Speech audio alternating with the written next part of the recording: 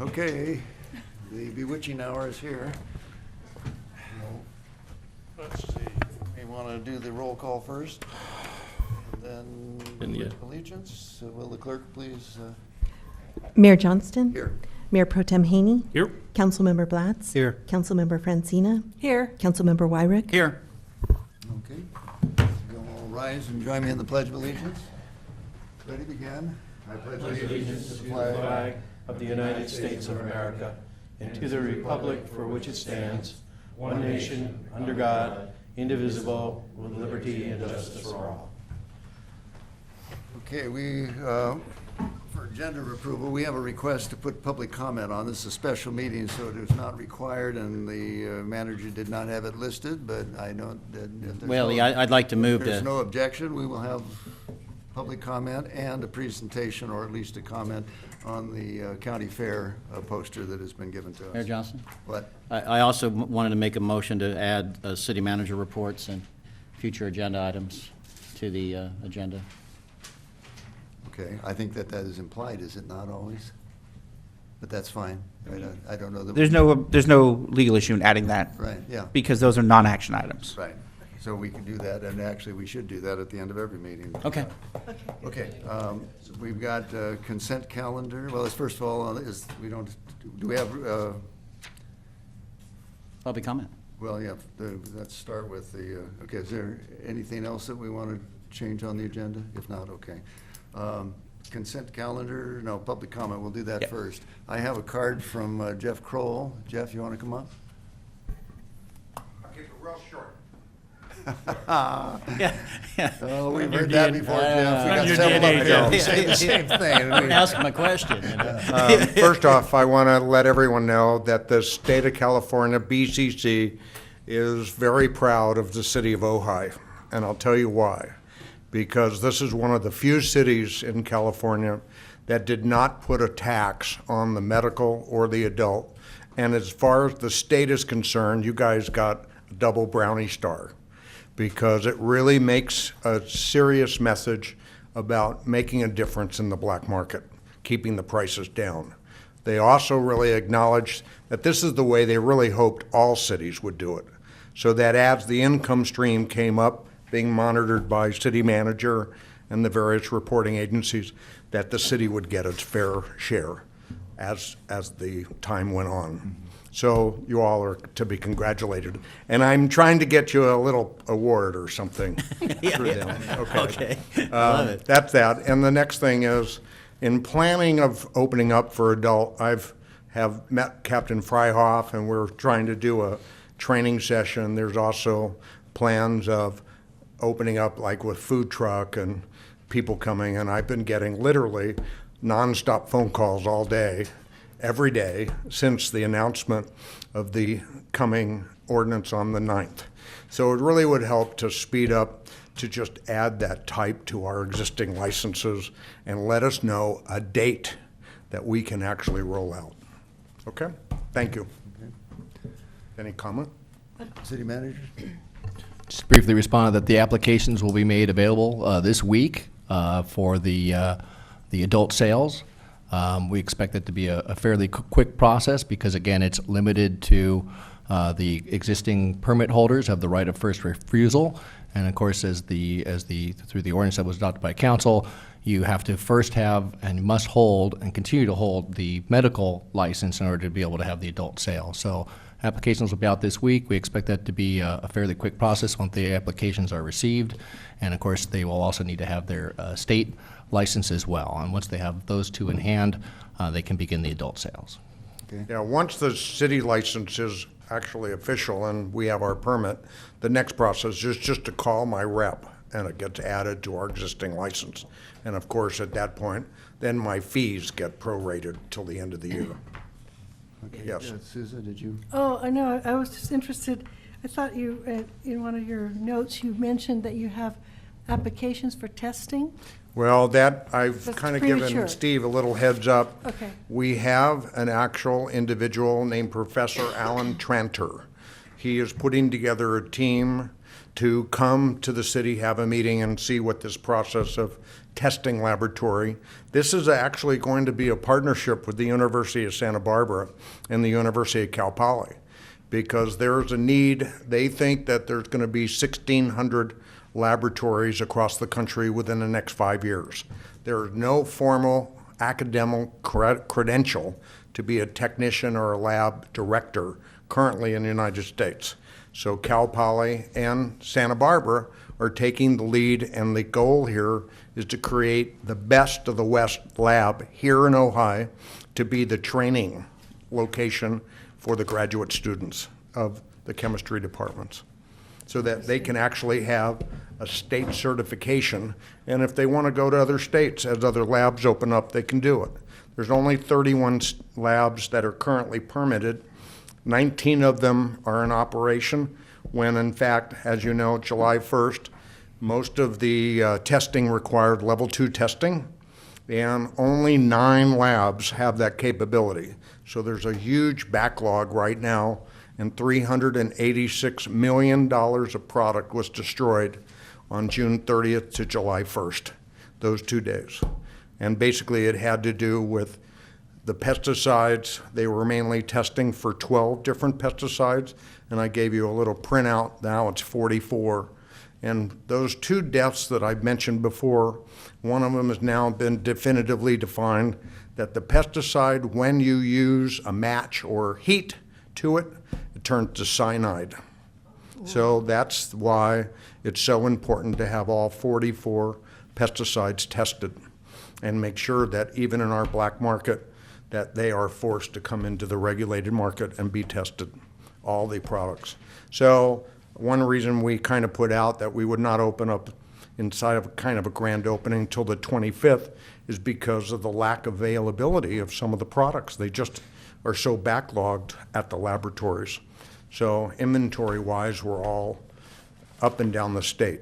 We took about a $35,000 hit of the products that had to be destroyed and picked up by a hazardous waste company. So it is what it is. Okay, Mayor thank you. Johnson? Thank you for the update. Thank you, Jeff. I have a quick question, Bill? City Attorney. Okay. Mr. Attorney, City Attorney, I believe that in terms of the sequence, I believe you have to have the local authorization before you can apply for the state license? My understanding is it doesn't have to be in hand before you can apply, but before the state authorization, the state license will be It's not a issued. sequential, you can apply simultaneously to both? Yes, that's my understanding. And the city permit will be issued independent of the state issuance, but conditioned upon receipt of the state permit. Okay, thank you. We don't want to create a Kafkaesque situation. I just didn't know what the state required before you could apply to Thanks, the state. Jeff. Yeah. We have another card here. Dale?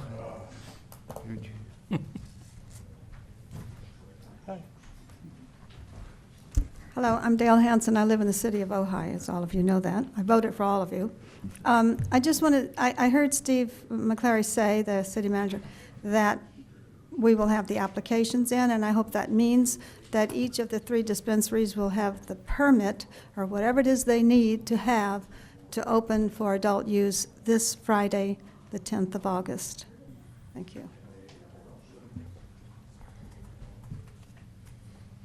Okay, thank you. Do you want Steve to respond to that? But did Steve want to? I think he already did. You're right. Okay. Consent, Can I say one thing? Oh, I won't. They'll get their access. is this under public comment? Yeah, because Dale looks puzzled. I think while you came in a little late, there was an explanation about this. I'll tell you after. Okay, we're at the consent agenda. Do I have a motion? Move approval. Okay, second? Second. Moved and seconded. Any objection? If not, so ordered. That's the purpose for which we called the special meeting initially is up first. Will the staff like to, item number 2? Thank you, Mr. Mayor, members of the City Council. And again, thank you to the council for calling this special meeting for this special summer edition of the Ojai City Council. We had a feeling we weren't going to make it through the whole summer break. This is our summer But again, vacation. We also anticipate that there was a good chance, once we entered in the contract with Sierra Watershed Progressive, that we would need to be coming back at some point and now to be taking a look at what they've provided back to us, and also now taking a look at some next steps. And in fact, we do have a timely request before you tonight, and that is the request for the special meeting. So unfortunately, Regina could not be here with Sierra Watershed Progressive this evening. They had a week-long staff retreat that they had pre-scheduled. However, we have met with her, and we have seen the initial deliverables from Phase 1. They look extremely favorable in terms of the opportunities for recharge, to reduce consumptive use, and to find other ways to bring, to keep water or bring water into the watershed, keep water into the watershed, and reduce demand and find ways to get water back into the ground and keep into the basin here. So the initial results actually came back very good on that. They're still working on the final deliverables for those, and we expect to have those in a couple of weeks. But in the meantime, the consultant identified that there was a need, very good opportunity to move forward on a planning grant, which is actually due to the state in early September, on September 4th. In order for the consultant to have enough time to apply for that planning grant, they would need to go ahead now to be able to give them enough time to prepare.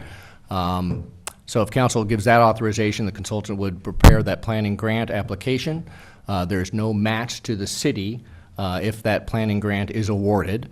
We would just basically be on the hook for the consultant's fee for the Phase 2 work, which of course includes more than just the preparation of the grant application. That total ask for Phase 2 is $37,000. I'll address a little bit more in the fiscal impact. We feel, and the consultant feels, that going forward with the planning grant is the next best way to get the city in the best possible position to be able to go after future grants that would be coming down from the state, to be able to actually do projects that would, again, with the objective here to either, reduce water demand or increase infiltration. So our staff recommendation is to authorize the Phase 2 of the contract, which would again include this application to the state.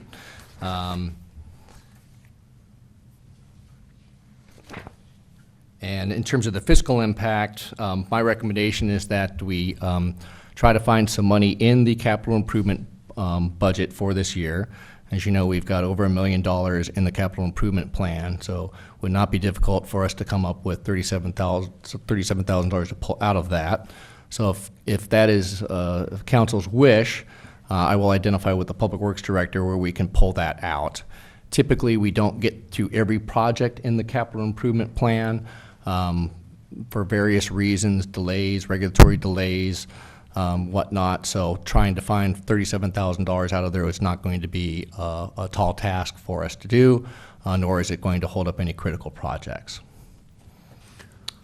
Okay, the city manager and I did meet with Regina, or the consultant, and the Phase 1 was persuasive that in effect what we will be doing is laying a bet of roughly $50,000 with a potential return of maybe $2 million.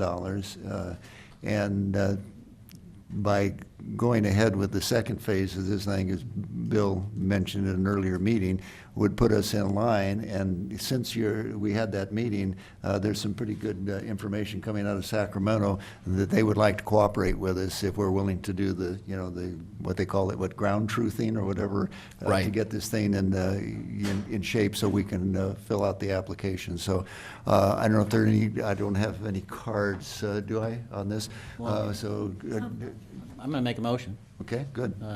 We can discuss. Oh, but I just have a question, and because I know there's people Okay. in the audience who want to speak on water. Are we now, did we skip forward to item 2? No, we're on item 2. We're on item 2, But what happened to all the other items? Their consent. consent. The first, Oh, they're all consent. no, there were 2 items on the consent calendar, Okay. A and B. Those are taken care of. Okay. Now we're going to item 2, then there'll be 3, 4, 5, and 6. Okay, I'm on item 2. I Yeah. was just wanted to make sure, and then the audience knows Yeah, we're and then official. the cards get submitted on each of those. I think Okay, we yeah, do have a okay. couple. Okay, Okay, so thank Bill, you you very have a much. I'm going to motion? make a motion to authorize the city manager to execute an agreement with Sierra Water Progressive in amount not to exceed $37,000 for Phase 2 of the comparative water demand and recharge analysis through modification of the CIP budget. I'll second it. Okay, we have a second? We have a second. Now, discussion. I think we've had a little already.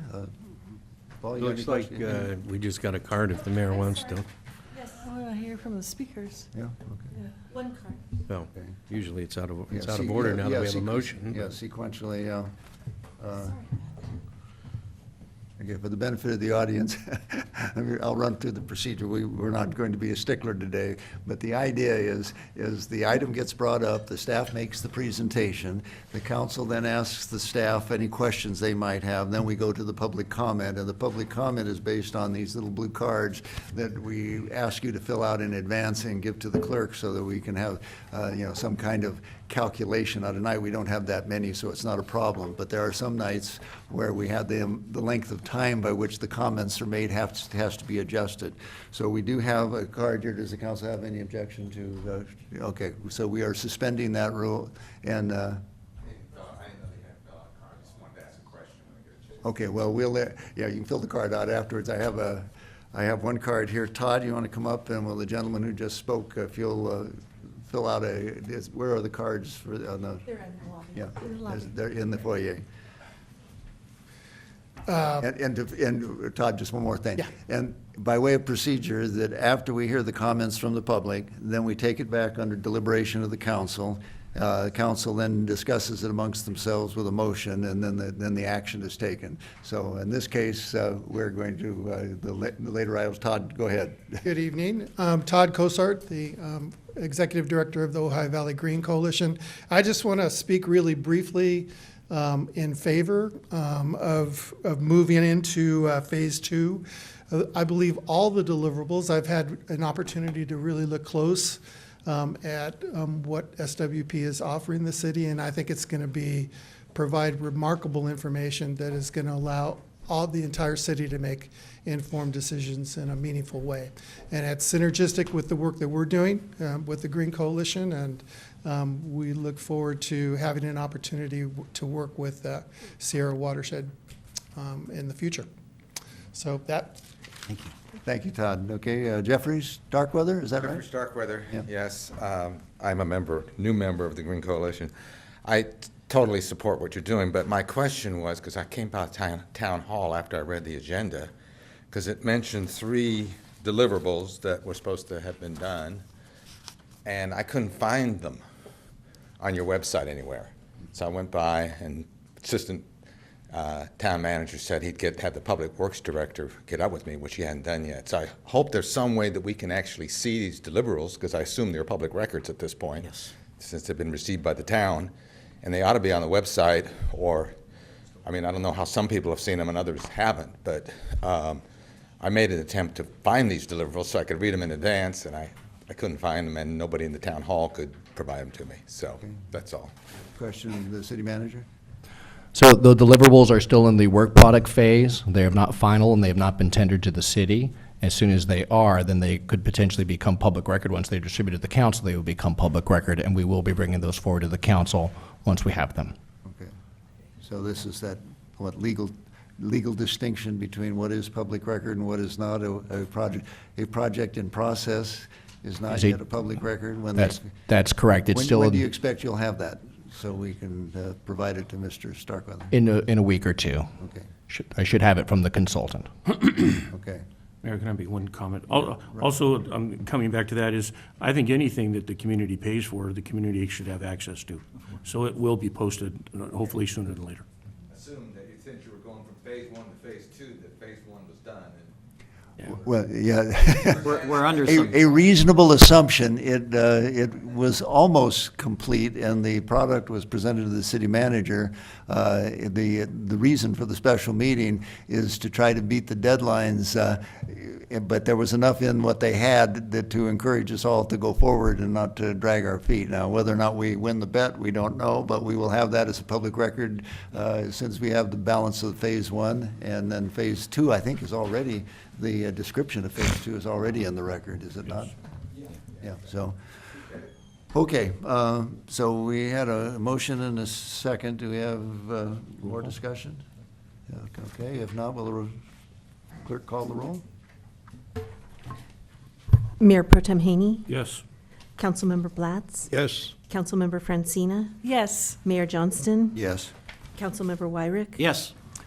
Okay, motion passes. Be sure staff and the consultant keep running. Time is always against us. Okay, we go to item number 3.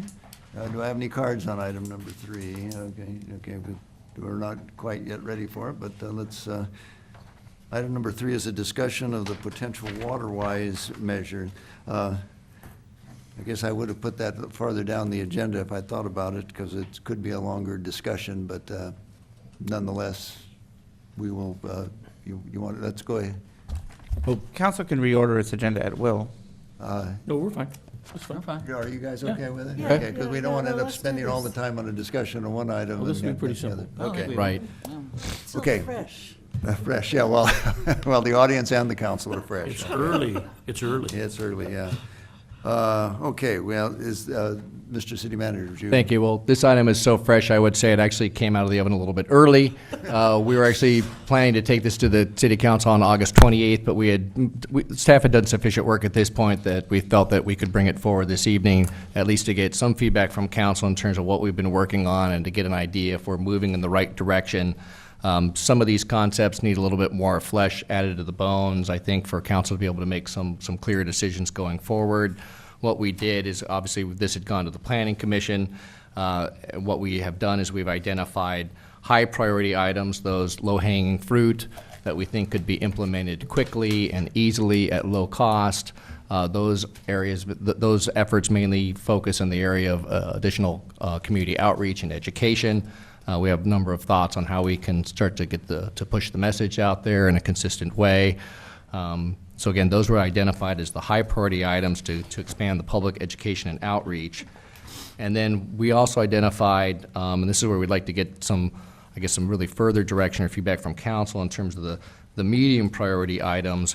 These would be the ones that if council supports going in this direction, I would be asking my staff to come back with further detail on the costs and the options for each one of these things as we've laid out. So again, in the medium priority, we've laid out a number of tactics that we could take in terms of landscaping, also ways to address residential stormwater runoff through a curb cut program, also a number of measures that could be taken to address gray water, which incidentally dovetails very well with the information and the analysis that is being done by the Sierra Watershed Progressive, because that tells us exactly where we could be able to potentially start doing some good recharge into the ground.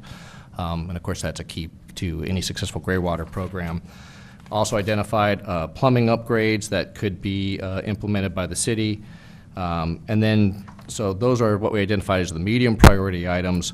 And then several low priority items, those are a little bit more far off because a lot of those require either action from additional regulatory agencies, or it's going to require some significant groundwork on part of city staff, including, do we want to take a look at updating our landscape standards again? We talk about trying to develop a water stewardship program to demonstrate the city's sustainability values. It actually fits in really well with the recent memorandum of understanding that we're going to be partnering with the Ojai Valley Green Coalition. So we are doing some of these things as we move forward. But some other, but again, another example in the low priority, we say research the viability and efficacy of composting toilets to reduce residential use. Right now, not to just throw up our hands and say we can't do anything, but we're stymied by the fact that the county environmental health is not allowing the composting toilets in the county, and so therefore in the city. So that would be one, just by way of example, we would say let's put that on hold as a low priority item, just because we would not be able to get too far on that particular one at this point. And then we also have a couple other bullet points in there. One asking that the County Board of Supervisors require new development outside the city limit but within the Ojai Valley to comply with the city's water-wise standards. That's certainly a policy action that the city could take up. And then the last bullet point here talks about prohibiting certain types of commercial businesses that are excessive water users. That fits in exactly with the other item on your agenda tonight in terms of taking a look at the urgency moratorium regarding new and expanded commercial projects and also swimming pools as well. So we'll be getting to that item a little bit later in the evening. So again, want to get some feedback from council this evening if we're moving in the right direction, if you would like to reorder any of these items, if there's anything that you're not seeing that is on the list. So that is our report. We'd be happy to take your feedback and direction. I have a question before we take public comment. Does bullet point 4 under low priority items at the top of attachment A, page 3 of 3, request the County Board of Supervisors require new development, et cetera?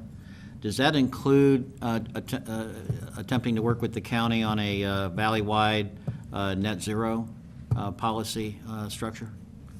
It could. I don't think we specifically defined that in here, but that could be a direction that we could go. It wouldn't be prohibited, but that's kind of direction you're looking for. Okay. Yes. Thank you. Exactly. Thank you. Yeah, I have a question. I want some clarification on how does the standards for staff in approving landscape projects. For example, I noticed that my neighbor was placing stones, very large, heavy stones, well, maybe you wouldn't consider them heavy, but 6-8-inch stones around the trunk of a beautiful mature sycamore tree. So I gathered up my courage and I spoke with the property owner as diplomatically as I could. Are you listening to me? Yes, ma'am. And Yes, I am. and suggested, because the workers, they were all Spanish speaking, and, I can't order the workers around. So I said, I discussed with him how important it was to use mulch, which cools the soil, and the rocks, of course, are heating the soil.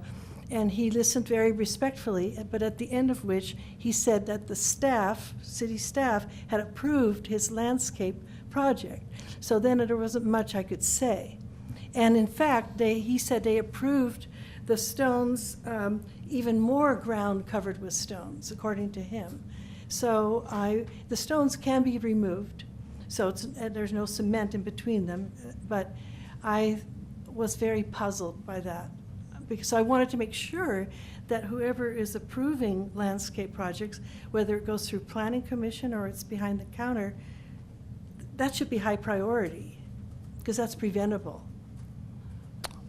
Is that- Okay, sure, I understand your point. If I could follow up with you after the meeting, I'm not sure Yeah. the specific project, but I could find out what was approved by staff and take a look at And it's that. not just him. I see similar Right. things happening around the city, because people are putting in landscapes that don't support life. They're putting in even some artificial lawns, which I believe are against code. Not many, but I've seen a few, strips. And then there's a lot of gravel and dead landscaping. And the worst part I found out is that to prevent weeds from coming up on these already dead landscapes, people tend to use Roundup. Right. So we have a double problem. So there you have it. That's my question. Okay, we'll do some research of that and find out and get back to council. Okay, other questions of staff? Okay, we'll now go to the audience. I've got a card here from Ray Powers, followed by Todd. Hello, Council. Ray Powers, 206 Blanche Street. Speaking as a private residence today. A couple things, water-wise.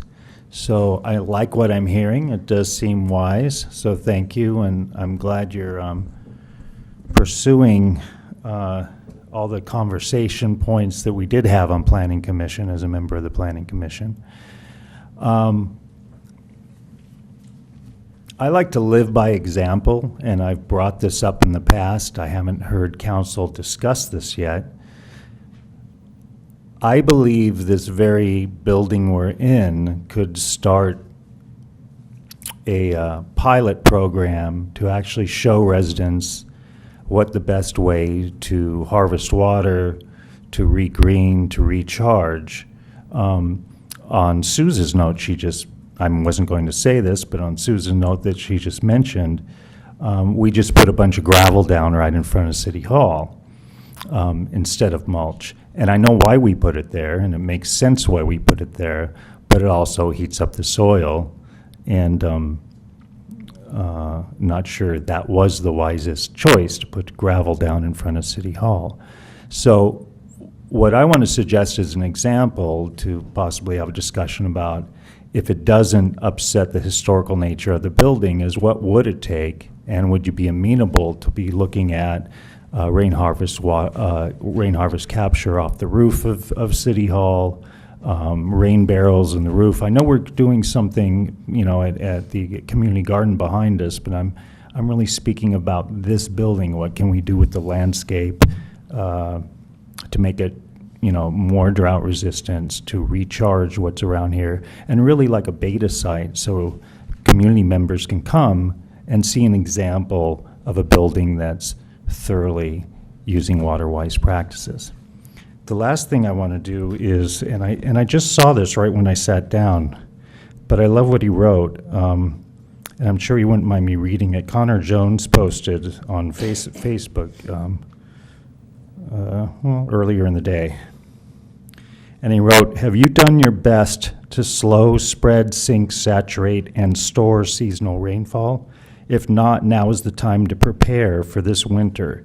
Each year, the average house in Ojai sheds 20,000 gallons of fresh water off its hardscape surfaces and into the archaic and dehydrating drainage systems around town and throughout the valley. Every year, the problem gets worse if we don't do better. Rainwater is delivered right to your house for free with no costly infrastructure, no carbon footprint, and no added chemicals, just fresh, clean, naturally distilled water. It's my opinion that it is a person's duty to figure out how to manage that resource. It must become a social responsibility." So what I ask is, as council members, how can we take on that responsibility and actually do something right here so that people can come and visit? Okay, thank you, Ray. Okay, Todd?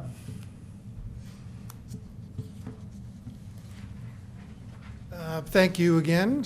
Todd Cosart, Executive Director of the Ojai Valley Green Coalition. I would say as a organization that's been involved for the last 10 years in water-wise education and best practices and outreach, seeing this agenda item really put a smile on my face. I think this, from my perspective and the perspective of our organization, we could certainly endorse the recommendations that came out of the Planning Commission. And I would add, in addition to that, that in many ways we would hope that we would be able to help the city in this regard with the work that we're already doing in terms of water-wise education. So I think can see that there's a number of areas that need to be clarified here in terms of terminology and best practices. I do appreciate the way that it's been arranged in terms of priorities. I agree with the prioritization of the things that are most critically important at this time, which I do believe is strong education in our community. And I would also echo what Ray had just mentioned in terms of being able to provide the kinds of resources that our city is able to actually physically see in place in our community. And that is one of the things that the Green Coalition is really looking forward to working with the city on. So well done, Planning Commission. I hope you guys are able to take this and really run with it. Mayor Jones, I have a question for Todd. Yeah. Sure. So, to start spreading the smiles on everyone's faces, would this include the first three bullet items here as high priority, as things you could see under the existing arrangement we have Yeah. with you under WaterWise Education. Right. Augmenting our partnering with city staff rather than just using city staff resources to complete these 3 items. I would think so. Okay, thank I you. would think it's an area of partnership that we could certainly enter into and Yeah. take a lot of that burden off of you. Yeah, thank you. Pleasure. Good point, Bill. Other comments? Are we done with public comment? Because Yes, I've we quit. are. We are? We Okay. don't have any more cards. If Oh, you- what's this? That's for you. Oh, my mic, I'm gonna- closer to hear my. I think there may be more than one motion associated with this item. I'm going to offer a first one. Okay. Oh, Okay. but I have a comment. All right. That might change your motion, I don't know yet. Under gray water, because my understanding is that we're in stage 4 drought, is that correct? We are not. But we're going to be in September, so we might as well, it's getting hotter, it's not gonna rain in August probably. So essentially, we're moving into stage 4. We will That's be in it shortly. Okay, we will be in it shortly. As far as I'm concerned, we're in it, and we should live as if we're in it. So, my question is this, under gray water, it says, to the extent feasible under existing codes, require or promote the installation of gray water plumbing and use for landscape irrigations. Look for ways to streamline permitting issues related to the use of gray water. But it says feasible under existing codes. So it's never been, Jeremy, is my mic working? No, it's not even on. Just now. Okay. Green light is on. Does the public understand the existing codes? Do we understand the existing codes? Because I can only schlep so many buckets of water out into my little yard and under the trees. And, I know people who have put in very simple gray water systems. I mean, they're so incredibly simple, but they don't live, with neighbors close by. They're more out in the outskirts of town. So hasn't the time come for all of us to have gray, to use, to change the code?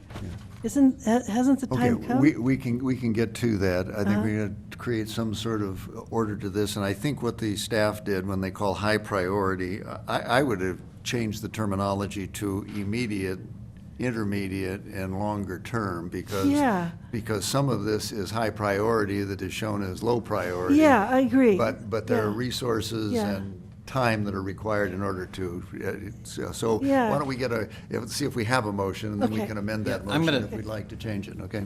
If at the council's, mayor's pleasure, I'll offer a motion that we approve the staff recommendation to focus on the short-term efforts, implementing high-priority items, expand public education with the understanding that those are also immediate priority items, and that every effort be made to partner with the existing arrangement with the Green Coalition in terms of implementing these immediate priorities.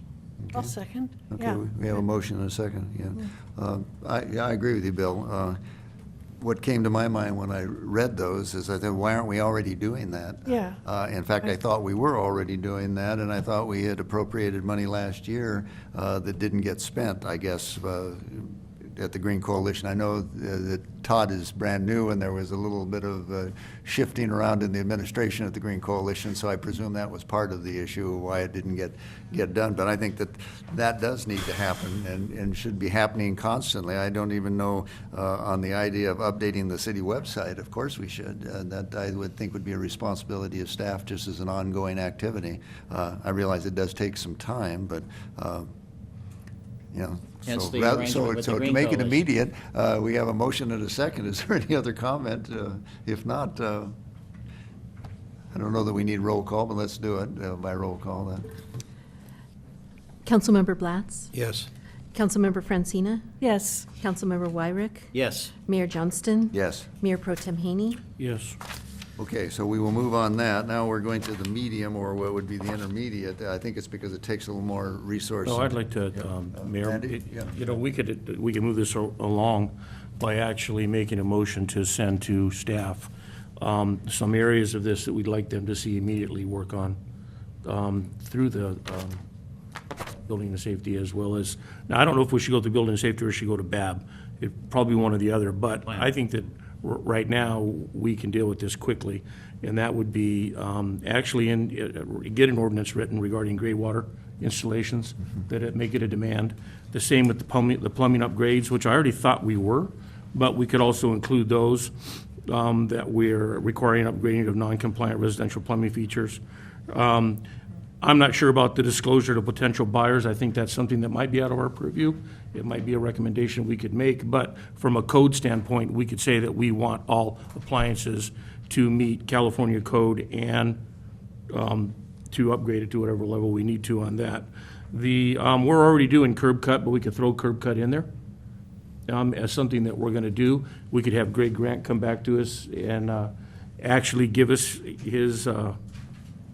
his definition and his schematics as to how to do that, because again, we're already doing those. So that's a quick one, curb cuts, gray waters, plumbing upgrades. And those right off the bat seem like to be the easiest ones, other than we could send back to, the Title 12 landscape standards to promote even greater water-wise efficiencies. I think that should be something that is a priority also, and that we send that back to planning and actually get that done sooner than later. Mr. City Manager, are there not codes already in place, like in Santa Barbara, on a number of these things that we could just simply have the city attorney lift and, and then we can modify if need be? Certainly. But to move this along, because it's been in process without direction to you yet to do it for Correct. about a year and a half or so. Right, but there's no need to reinvent the wheel here, right? Right, okay. So do we have do you want to have a motion on that? That would cover what you're concerned, the gray water. Because I would agree with Sousa, when we say to the extent feasible under the existing code without clarifying what the limitations are, it conceivably would be that you couldn't use gray water, and in which case it would be meaningless. So hopefully that's not the case, but. Mayor, what's interesting is the county of Ventura actually has a gray water system posted right up next to their building and safety room. So you can actually see how this is being done. So it's doable, it's already in. I'm just saying, the same thing you're saying, is let's adopt it if it's already there.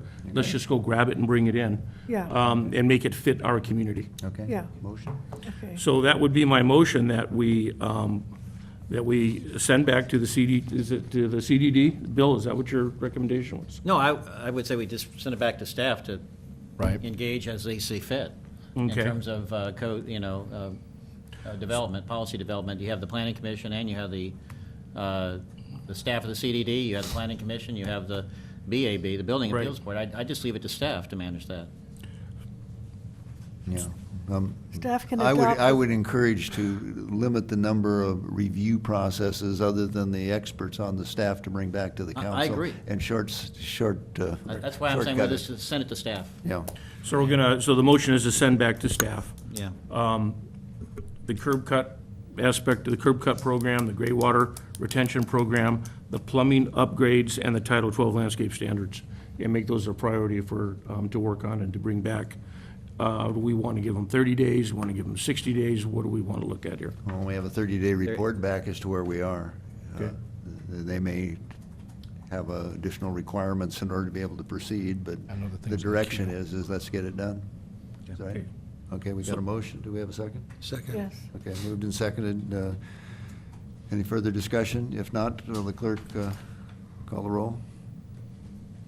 Mayor Johnston, Yes. Mayor Pro Tem Haney, Yes. Councilmember Wyrick, Yes. Councilmember Blatz. Yes. Councilmember Francina. Yes. Mayor Johnson? Yep. I just have two comments I want to make, not part of a motion, but that is, one, in terms of curb cut, stormwater runoff, I don't want there to be an implication that this is like sidewalks. The sidewalk has to be paid for by the homeowner on the street frontage, that the way we used to always do it, and we saw the exposed problems with that. I want to make it's not, when we say frontage areas of individual residences, that's the private property part, I hope we're talking about, and not what's in front of the residence in terms of the street. In other words, I think that if things are done on our street program to try to capture that's the city's responsibility to maintain what's in the right-of-way, not the individual homeowner that's adjacent to the right-of-way. I just want to make that clear. That's my But- preference. Okay, but at the same time, if there are people in the community who want to do this, and the city doesn't have a scheduled program and resource to devote to it as a partnership, we should get out of the way and let them do it. Absolutely. I just don't want it to be, well, we put it in and then, oh, by the way, you got to take care of it. I don't want that. If we put it in the public right of way, I don't want us to have to go and imply that we go to the private property owner and say, well, you got to take care of this we put in front of your property, in the public right of way. In other words, I agree with both with you. So I agree with you, Mayor, 100%. I think what we do want to say, though, is we have a standard, and we want you to follow the standard. Yeah. Because otherwise, we're going to have 7,500 different ways of doing curb cuts. Correct. So let's create the standard. Create some That principle. way, they can come and get it. They might even be able to tie into Public Works and just say, this is what we'd like to do. We ought to have a design manual for this. Right. That's all. I'm Right. saying I think Something that- simple. Mr. City Manager, I think that it is Regina and the Sierra Water Group, their, what they call it, their toolbox and Yes, things that toolkit, yeah. they, as part of their contract, can address some of this as to how to do it. Yes, they're But we looking at should that. we should recognize, that, I guess this is a matter of taste, but my view is that our reputation is a village and a rural place, and we're turning it into Newport Beach in many respects with a lot of curb and gutter and what have you. It's also very expensive and labor intensive for the city to have to go around and maintain all this stuff throughout the city, whereas as adjacent to a property owner, people who want to do these things and that it's good for the community to take care of it. I don't have a problem with them doing that and not put it on the responsibility of the city, a responsibility that we probably will be derelict in based upon my experience up till today driving through the town. We don't even get the hedges cut, that are intruding into the public right of way. And that's not a criticism of staff. It's a big deal. So if neighbors and people that are adjacent, that's why most communities actually do encourage, or if not put the responsibility on the adjacent property owners. And obviously, they don't all do it. But, anyway, for what My it's other worth. very quick comment, I'll Look just at that. reiterate that I believe that there is no way that an effective net zero program can be put in place in 4.3 square miles. It has to be a valley-wide watershed program. And I just hope that we can find a way to create something like that, because I don't think we can effectively create anything that's limited to the city limits. Hopefully, it's something associated with Ojai area plan for the entire watershed could be put into place.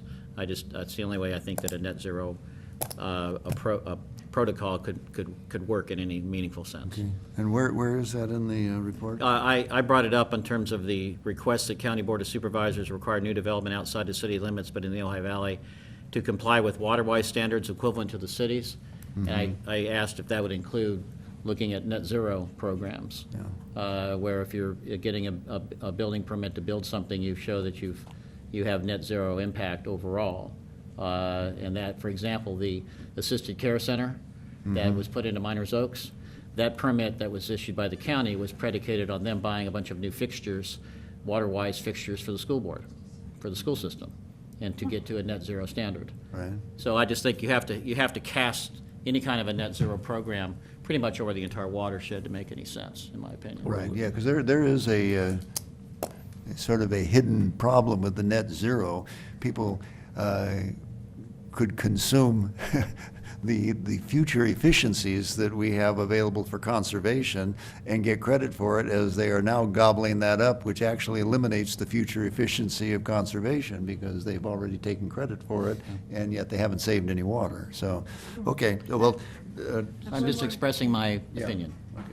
Oh, I just, while we're on the subject, I just want to encourage the public to contact Ojai Trees so that you can take proper care of your trees. We had a very good editorial by Karen Bolson, maybe some other people, because we had a couple of speakers at the podium who said they let their trees die, and then they were questioning that the city is planting trees. But the public needs to understand that the trees help anchor the water, they cool the atmosphere. The trees are very, very important during a drought. Don't let them die. They're part of Also for keeping the- things alive. Also for the carbon issue. For the carbon issue, yes, yes. Photosynthesis, if I remember my Yeah, biology, is yeah.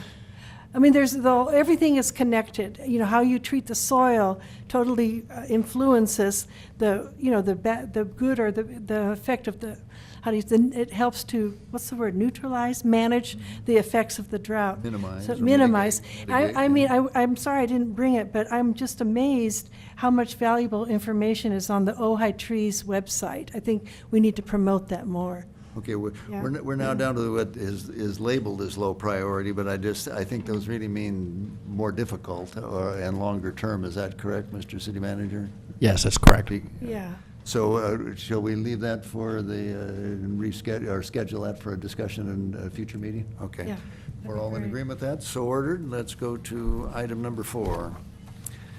Consideration of potential adoption of an urgency ordinance. I asked that this be put back on here, not necessarily that we act tonight or in the form that it came in, but it was on the agenda, almost 2 years ago, and the situation has not gotten better.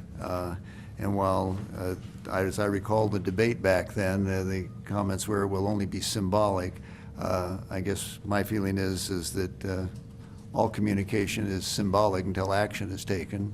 And I think that we need to be communicating the city's commitment to recognizing that we're not in a position to be expanding in a commercial sense. I think the remodel and what you call net zero and those other things that people are doing within the community is fine, but I think that we need to start focusing on this, not that we have people lined up at the door.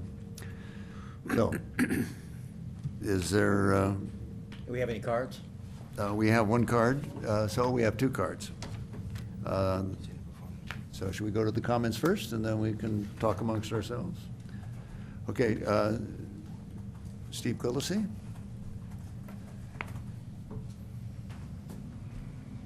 And Renee is on deck. Thank you, Mayor. Steve Quillisi, West Eucalyptus Street in the city. I rise in opposition to this proposed moratorium. To begin with, I've read the staff report, and it says ad infinitum, certain new, expanded, or greater than, so on, so on. But nowhere does it say what this affects. The report does go on to say that there are basically so few requested projects that anything that we could hope to postpone in terms of water usage with a moratorium is going to be negligible, because there aren't that many permits out there being requested. Second, where it says certain new, expanded, etc., it doesn't say who's affected by this. I would like to know, because once again, this proposal says the council is going to pick winners and losers, and if there is a commercial project under development right now, and you decide to stop all progress for 45 days, you are penalizing, financially penalizing certain landowners and developers. And I'd like to know who those are, and I would like all of you to know who those are before you start imposing these financial penalties on people. Thank you very much. Okay, thank you, Steve. And that's the very reason this is on the agenda, to start discussing how that should be crafted, who it would affect, when it would go into place, but not to keep ignoring it. We have Renee. Hello, Renee Roth. I'm here just as a resident of Ojai, and I'm glad this was added to the agenda. I think it's an important item. From what I understand, Supervisor Bennett is going to be recommending that we go into a stage 4 drought declaration at the upcoming County Commission meeting. Have you all seen that letter that he has drafted? Yeah, didn't they act this morning? I'm not I don't sure. know. It did. Yeah, It was asked this morning at 9:30. yeah. And it was approved? Don't know if it was approved, I only saw the ask. Okay. And the ask is to ask Casitas Municipal to consider declaring it as To a... declare a stage 4 drought emergency. Well, no, I don't think it says to declare stage 4. It is to declare a drought emergency as the next step, because stage 4 is going to be upon us probably within the next 2 months.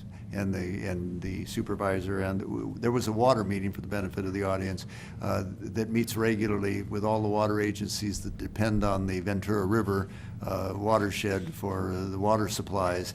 And when it was announced by staff from Lake Casitas that by October, if not in this next month, September, they will be down to the 30% level, which then would trigger the declaration of stage 4. They're doing it very legalistically because there are implications to that.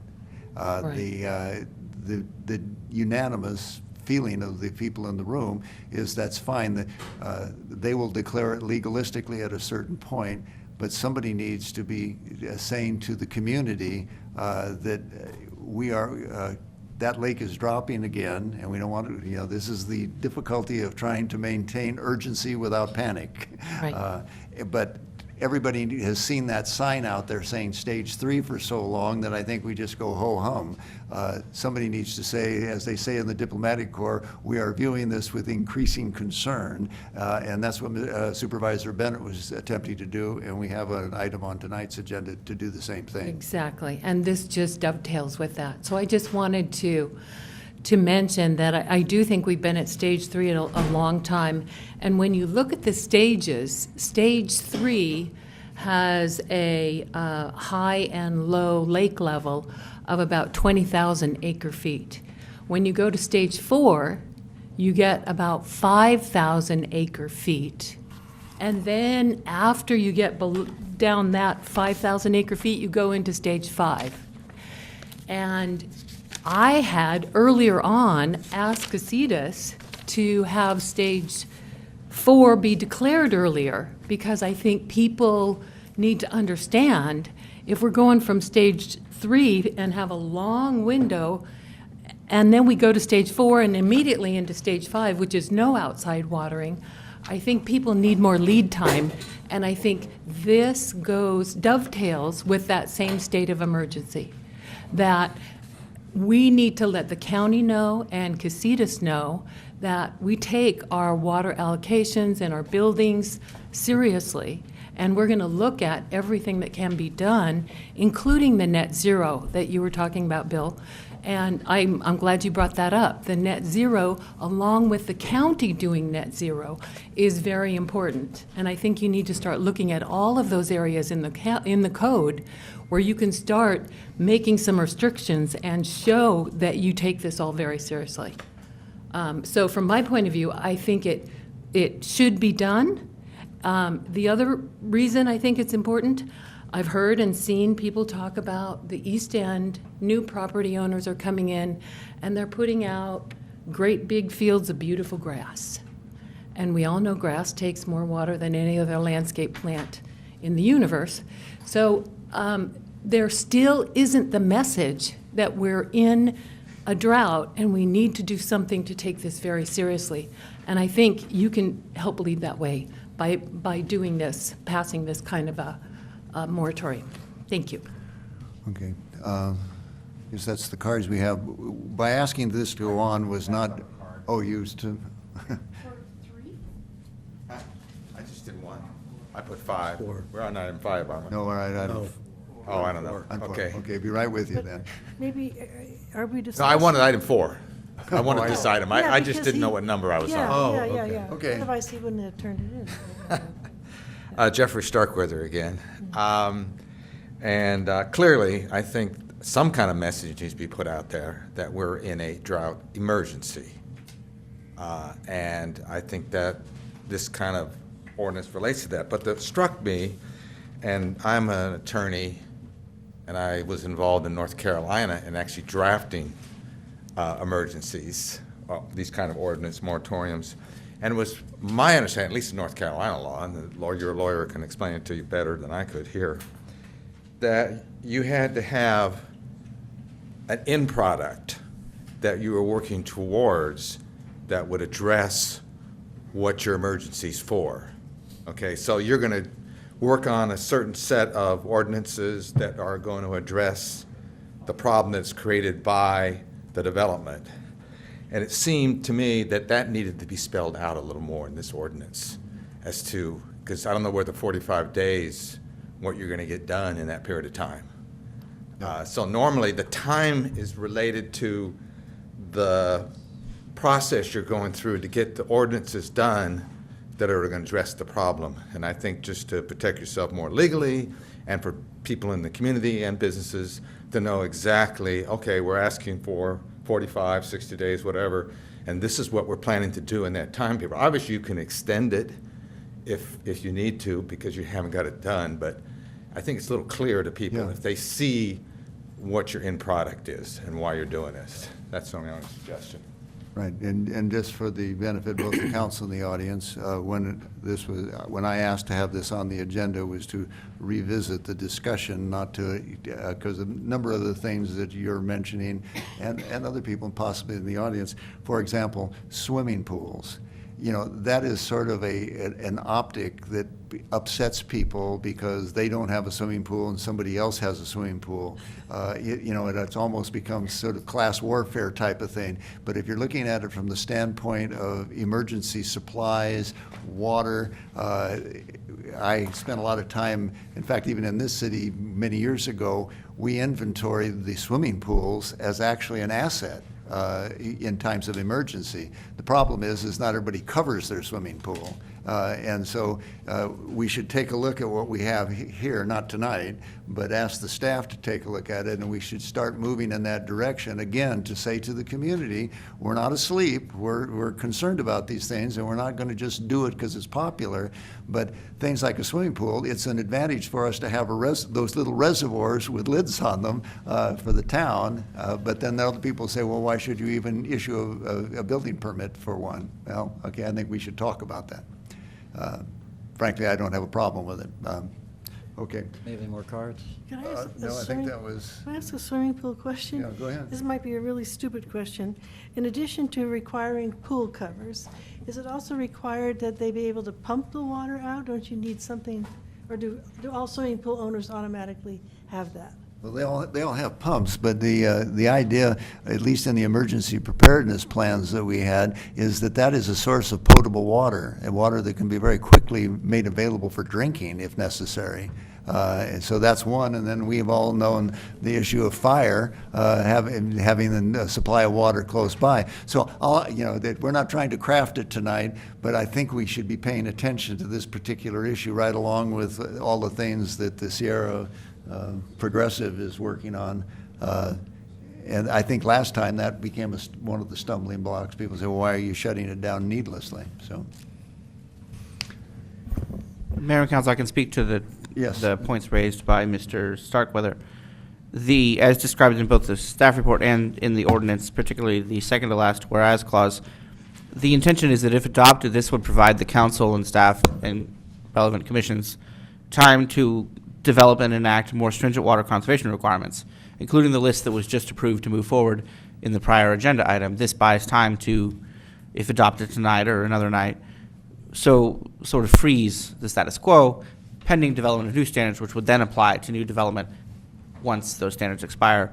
With respect to timing, the council can move at the beginning with only 45 days, then it can be extended up to 10 and a half months, and then extended again another up to 1 year, for a total of 2 years possible length of the moratorium with 2 extensions, adding up to those 2 years. Thank you. one of the other things that people would say, going along with your point about projects or whatever, frequently the emergency ordinance is adopted that shuts somebody down right as they're getting ready to put a shovel in the ground. I guess my view is that if we are that concerned and we think we have a problem, that we start working on it before someone gets to that stage, and then try to shut them down, so everybody knows and can plan accordingly.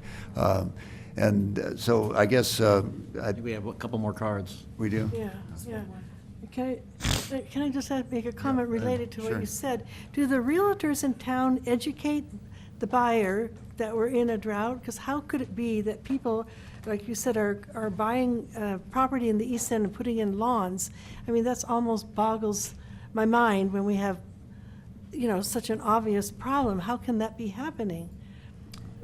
I mean, it's just, it's beyond I don't know what the specifics are on Yeah, that, but, But yeah. But and the magazines, you know, when you look at the magazines, it's like from another era. They promote hardscape and lawns in the real estate magazines. Maybe not Ojai, but in the VC Star. So it's time for the realtors of Southern California to get on board, because this is serious. Mr. Mayor, is this part of public hearing or discussion, or are we just going to have an open discussion now? I'm sorry, No, okay, I'll be right, quiet. okay. We're just discussing that, yep. Okay, well, we do have one more card. Chris, and then we will bring this to a conclusion. Thank you. Chris Paul. Hilgers, 704 Park Road. My only comment is that it's my understanding, after being here for a long time, that we are in a drought situation. The lake is in trouble, Ventura River's in trouble, Miners Oak's in trouble, and so is Lake Casitas. But it's my understanding, after listening to Jordan, the geologist for the Ojai groundwater basin, that the Ojai groundwater basin is a unique situation, and we are in very good shape. And I would like to see something tied for an emergency thing that you proposed tonight to be more in line with what he says as an expert in the field and what the availability of water is in the ground basin, because it's my understanding it's in very good shape even today. Okay. Well, you make a good point, and that should be part of our direction to staff, to be coordinating with it. We're not trying to shut anything down needlessly, but after 2 years with situation deteriorating, we should at least be discussing it. So my motion would be to direct staff to revisit this and to talk with the groundwater basin and Casitas and try to coordinate something. We'll then be ready in the event that we need to close the door. So what exactly? I'm not understanding your motion. My motion is to direct staff to revisit this action that was on the agenda like 2 years ago and to coordinate with the water supply, as Chris just mentioned. We have different circumstances. Now, maybe both agencies say that we have 3 to 5 years supply, so we don't need to panic. But we should be doing something that is working towards resolving some of this and extending the water supply for as long as we can to get as much time as we can. And if our representative at Casitas, Russ Baggerly, is right when he says that it's still working, the weather cycle or the climate cycle is still working for the original plan, I think a lot of us are very skeptical that the past will predict the future when you see how hot it is in the valley and the level of the lake. So what I am attempting to do is to encourage this to be made as part of all of the actions we are taking. We've just authorized, $50,000 in expenses. Randy and Bill have been working pretty closely with the Carnegie Mellon people. All of this stuff is going to come together. I'm surprised, the water-wise thing is hung out there that long when, as Bill pointed out, education is all that was required, and we thought that we had given that kind of direction to staff to be looking at that. I think that is a responsibility of both the council and the staff. So go ahead, I'm sorry. Mr. Mayor, I don't see how your motion addresses what's before us tonight. Before us is consideration of an urgency ordinance. Modified development moratorium is desired and adopted as modified, and not adopt a moratorium at this time. That's what's before us tonight, not referring it to staff. That is what staff put in the agenda, and I think what they did is the staff copied what was on the agenda 2 years ago. So let's think of it as what was on the agenda 2 years ago. I would not be interested in trying to adopt it this evening. What I would like them to do is to look at it and come back to us with saying, where are we today when the lake is now at 30%, which it's going to be at very shortly. Because the staff, at least in my conversations with the city manager, don't take these things on apparently unless we at the council level make it a priority and say do it. Right. Mr. Mayor, what you're saying is true. However, we're 4.5 square miles. We have 40 years of water underneath us for our city. I don't think there's anything that we can do, from landscaping water standards to moratoriums on development, that's going to even have one. We have conserved as a city, which we are the tribunal over, as much as we possibly can. If we cut every spigot of water off in our city and took away the 1,500 acre feet that we're using every year, it wouldn't make one bit of difference for our drought. So Well, it would why- make one bit of difference, but I would agree with you. Right. I've made It's that same not- statement. It won't solve it. It's not going to solve anything, and that 1,500 acre feet would be used up down the hill quicker than we could save it. So I'm not sure what we're attempting to do here, other than make everybody feel good. What are we going to possibly do from the standpoint, if we were to introduce a moratorium, that is going to help us conserve water? Now, things like what we're proposing to do in terms of recharging the aquifer and gray water and all that, that has an absolute impact on our water usage. But to try to cut out any more than what we're already trying to cut out, without the county cutting it out and without the west end of Ventura cutting it out, doesn't really do anything for our drought. And that's my only comment that I want to make. If we want to direct staff to look at it again and take up their time, that's fine.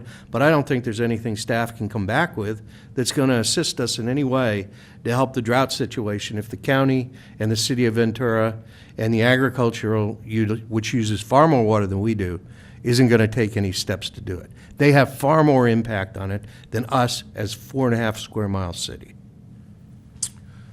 Mayor?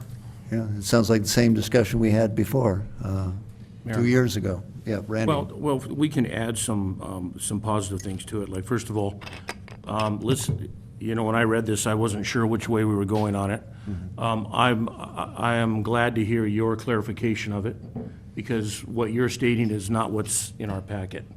And so I appreciate the clarity on that. And I think you're right. I think you're right in the fact that what you're saying is we need to educate and make the public more aware. In fact, John, I don't think he's here, but he did make a statement here, informed decisions. And so for me, one of the most important things that comes out of this discussion tonight is that we are communicating to the community that we're acting with Sierra Watershed, that we're acting with Carnegie Mellon. We can take some internal actions, which I agree with you, staff can do some things. One of the issues that I have is, I keep asking myself this on a daily basis, why are we getting 25% of our water from the lake when we have enough water underneath us to maintain us? So I'd like Casitas to come and actually educate the community as to why we need to keep purchasing their water. I'd like to have someone from OBGMA come in and explain the actual levels of the aquifer and actually clearly communicate to the community how much water we have available, what our recharge rate is, and then we can look at the fact that we're doing a multitude of things to enhance recharge into the aquifer. So my sense is, yes, we have a problem. Yes, we have a major problem from the regional aspect. My gut says that for some reason we should be looking at what's underneath us, and we should be looking at that as a resource of assurance. Also, I'm still lost on why we're even abiding by Casitas' stage 3, stage 4, stage 5. I just don't personally agree with that. I think that we have as much water as we need as a community. Are we willing to look at that and figure out how to manage that as a resource? So that's just my take on it. And I think we need more community involvement. We need more discussions. And through that process, we're going to be able to come back to that statement, and that's informed decisions. Now, how long does that take? I'm not sure. If it's 45 days, if it's 4 to 5 months, or if it's 45 years. But I'm just saying that as a community, the more buy-in that we get from every aspect of it, the better the outcome will be, because we're all entrenched in it. I'm working up on Saddle Mountain. I drive up that hill every day and I look down that and I look at that lake. I'm not seeing blue anymore, I'm seeing green. I'm seeing a field now, I'm not seeing water. And so I do look at it every day, as you look at it, as all of us look at it every day. So all of us have to be a part of the solution. So that's where I would go. Not only would I direct it to staff, but I think we need to get, again, to set up some type of a committee and actually hop on this and get this thing moving sooner than later. That's what I would like to see out of this discussion tonight. Okay, well, again, for the benefit of those watching at home and in the audience, there was no Lake Casitas at one point, and we did have and we still have a great groundwater basin, and what Chris says is accurate. But we have a kind of a conjunctive use that is developed, even not formally, between the lake and us when we built the lake as a backup. And I guess people say that I shouldn't mention the term Golden State Water, but when they were here operating, they providing the water to us, they were getting the water out of the ground initially. But when their wells didn't produce enough to keep up with the demand, they would have to recondition their pumps. It was cheaper to buy the water from the lake than to invest the money in the pumps, in the wells. Lake Casitas, now that they are in that position, they are upgrading all those wells, and they will be taking the water out of the basin. Now, that's a two-edged sword. When they get good pumps and they pump more water out of the water basin, then it's not under us. It may help the lake, and then the lake is shared with everybody else. It is a hugely difficult and complex problem. My reason for wanting to bring this back up and talk about it is to let people know. I've had people who say, well, why are you guys letting people build swimming pools? And I try to explain to them, that's not a problem. That's not the issue. Right. And then other people say, well, why would you even consider it? Well, that was what was considered the last time. I think we should go back through this, rethink it, and do it not based on, I won't say the common ignorance of the complexities of this, but based on what we think it needs to be the message if anybody who is planning for commercial development, major commercial development. 2 years ago, we did have some of that on the horizon. Today we don't so much. So we don't need to stop something that's not happening, but we should get this thing cleaned up so we can again tell the public, when people say, why don't you have a moratorium, we can explain that and say, when we do have a moratorium, we're going to tailor it to make some sense out of it. Mayor Johnson? Yeah. All right. Comments I have are that, the police power of a city has to be applied carefully and specifically and in a targeted, focused fashion in order to have the benefits to the community clearly be greater than the costs, because there's always going to be both involved. This kind of broad-based, across-the-board, non-focused action, I think, is only taken very reluctantly and carefully. And I think the whole issue of the pools is a perfect example. Far better for us to do a text amendment requiring pool covers than to say, well, we don't want pools, so we're going to have an overall broad moratorium that might stop some of the entrepreneurs in our community that have been here for decades and their families developing projects that actually would benefit the community tremendously to be just, stopped in their tracks and really hurt in terms of other policy goals that we have espoused, like bringing new jobs to the community that diversify away from the visitor economy, like opportunities for additional affordable housing. The problem with this kind of broad-based action, if it's done primarily just to send a message, in my experience, generally has costs that exceed benefits, as opposed to targeted, focused efforts. So yes, I think we ought to go back to staff, and we ought to ask for staff to start coming up with specific things to do, like requiring pool covers. Right, that's the point. And that's my position on this. Then it sounds like we're in accord. Yes. So, is there? Well, I'll make the motion. I move that the council direct the staff to take a look at what was before them or before us 2 years ago, and make some sense out of it in terms of the current conditions that we're faced with the drought. And when they come back with their recommendations, it might be something just as simple as putting it along with the water-wise.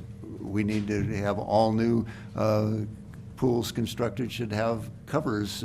All pools should have covers. No, start with that, and then, I don't know how you force everybody else to do it, but I suspect that when people start looking at their water bill, because I took my pool out, the evaporation, if you're not just a patriot concerned about, dying of thirst, you'd start putting your cover on.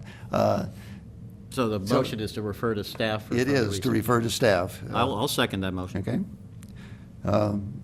Think we beat it to death? No, actually, like I said, getting a better understanding of what you wanted versus what was given us, I appreciate that. Okay, Thank you, well, Mayor. and I apologize for any nervousness that I gave anybody, but I didn't know how to get the conversation refocused. Oh, you accomplished that. Yeah, well, yeah, good. My phone is still, Okay. My my phone phone is is still ringing all day, Mayor. Okay, oh, really? Oh, yeah. all day. Well, good. I'm glad I got people talking, okay? Well, we have a motion and a second.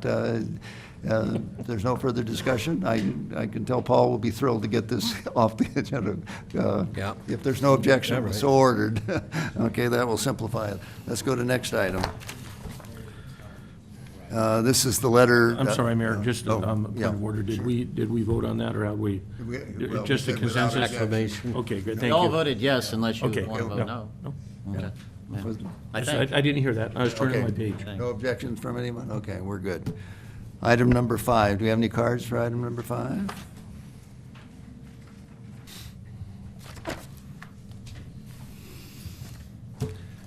Okay, Steve, come on down. And I have Jeff. I can't read the last name, but. Wells might so- be just wanting to speak. Oh, is that, oh, yeah, Jeff Wells, I saw Public- Jeff. yeah, Thank- public comment. Okay, Steve, you're on. Thank you, sir. Mayor, council members, and staff. Hi, Chief. I would like to see the city council not try to push Casitas farther into this drought, I don't want to say propaganda, this public relations campaign. As Chris Hilger said, the basin is in fine shape. It's not even in stage 3 drought, much less stage 4. And I don't see, and the basin supplies the community facilities district, the old Golden State service area, which is most but not all of the city. And it is in much better shape than Casitas as a whole. I'm not sure what encouraging the Casitas board to declare a more severe emergency has to do with those of us that live in the community facilities district. Beyond that, you mentioned the reconditioning of pumps as a way to better extract, more efficiently extract water from the basin. People may recall that as part of the roughly $50 million buyout of Golden State Water, which we are all paying for as parcel owners in the CFD, which I say is not all of it, but most of the city, there's a $12 million pot in there of capital improvement project money, which should be going for that sort of thing. And that, my contention is, will mean that the CFD, which is most of the city, will be in much better shape than Casitas. And having Casitas declare a stage 4 drought, if it also applies to us, seems to me patently unfair. Thank you. Mayor, can I respond to that real quick? Steve, I just wanted to say that, first of all, I want to thank Ray Powers for posting Casitas Municipal Water District's revised program for water security for the area. It was posted today, and one of the project that they're doing is actually the repair of the 2 pump stations at the San Antonio, the creek, near the San Antonio Creek spreading grounds. So that is one of their projects listed. I just don't know And when they're already, actually taking already action on paid that. for with bond money. But the reality is, that's one of the questions that that staff should be asking Casitas to come and educate the community on. What are they Absolutely. doing? When are they going to do it? What is the perceived outcome of what they're trying to achieve? So Excellent. good Thank idea. you. And Casitas is doing that, but that means they'll be drawing water out of our water basin faster than it has in the past. There is a conjunctive use, and when that lake's down, that's the insurance policy for everybody. A little nudge to those folks, or if nothing else, to let the community know where we are so that they pay more attention. I haven't seen any of the signs in the city, and of course part of it's our sign ordinance but when I drive through Miners Oaks, I see a lot of signs out. I asked Mr. Wickstrom, they're our water system, why they're not doing more within our city. They told me that they could pull the trailer up here with the light board that says Stage 3, and I thought that was just make Ojai Avenue more attractive, along with the gas company who's replacing the line, so. Anyway, points, We could actually points use well that to taken. market Libby Bull a little bit Okay. too, Mayor, so. Yeah. Jeff, Not on the agenda. are you still out there? No. Oh, he left. Okay, Tara. I think Tara. Tara's, or Tara, Tara. yeah, pardon me. Hello. Hello. Tara, Ojai resident. I'm not going to speak for or against this. I just want to make a quick comment. The attachment is the Carnegie Mellon and not the attachment for this number online. My error. Oh, so you want to talk to the Carnegie Mellon? No. On item 5, the attachment is Carnegie Mellon's attachment and not in regard to this. Oh. That's all. I Thanks. think she's saying on the website. it On may the have been- website. Oh, on the Website. website, yeah, okay. Yeah. Sorry I'll about fix that. it We'll right get that now. fixed. Thank you. Thank you. Thank you. Okay, well, Are we? I guess are we I put done it, to I comments? put this on the agenda, and I saw I'd like to address what Steve said about, we should not, again, we're not supposed to, we don't need to panic. We are sitting over a really great water basin, but it wasn't a really great water basin a year and a half ago when it was dropping and we got that one rain. It's going to be dropping again. We are in it with Lake Casitas. It would be a good idea for Lake Casitas and those who are using that water to understand that another month or two, we're going to be in Stage 4. This is what the group in the Ventura River watershed and the supervisors said they thought was an important thing to at least highlight for the community. So anyway, I would move we be authorized to do it, but who wants to go? Randy? I just, did someone just say that through the conjunctive use agreement that we have, that if Casitas reaches a certain level, that they'll be able to take water from the aquifer and use it within their water district? Is that what I just heard? I thought I heard that. Who said that? I thought I I heard thought, I that. thought I heard that. That's what I'm saying. That's what I thought I heard. No, I mean, outside the facilities district. Right. Yeah. I'm not sure about that. So again, that would be one of the things that I'd like staff That's the to OGMA actually. jurisdiction. Right. That would mean Ventura be using our water. Well, someone would be.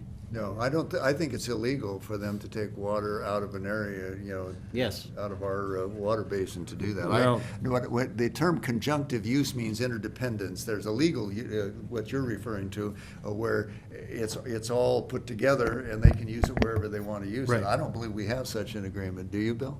No. So I don't think that's a danger right now. Well, again, I was online today looking at Casitas. In principle, but not in detail. Right, but I was online today, deeply looking at Casitas Municipal Water District, and I remember seeing that they do feel that they have a right in their water, within their watershed area, that they have the right to Yep. move water.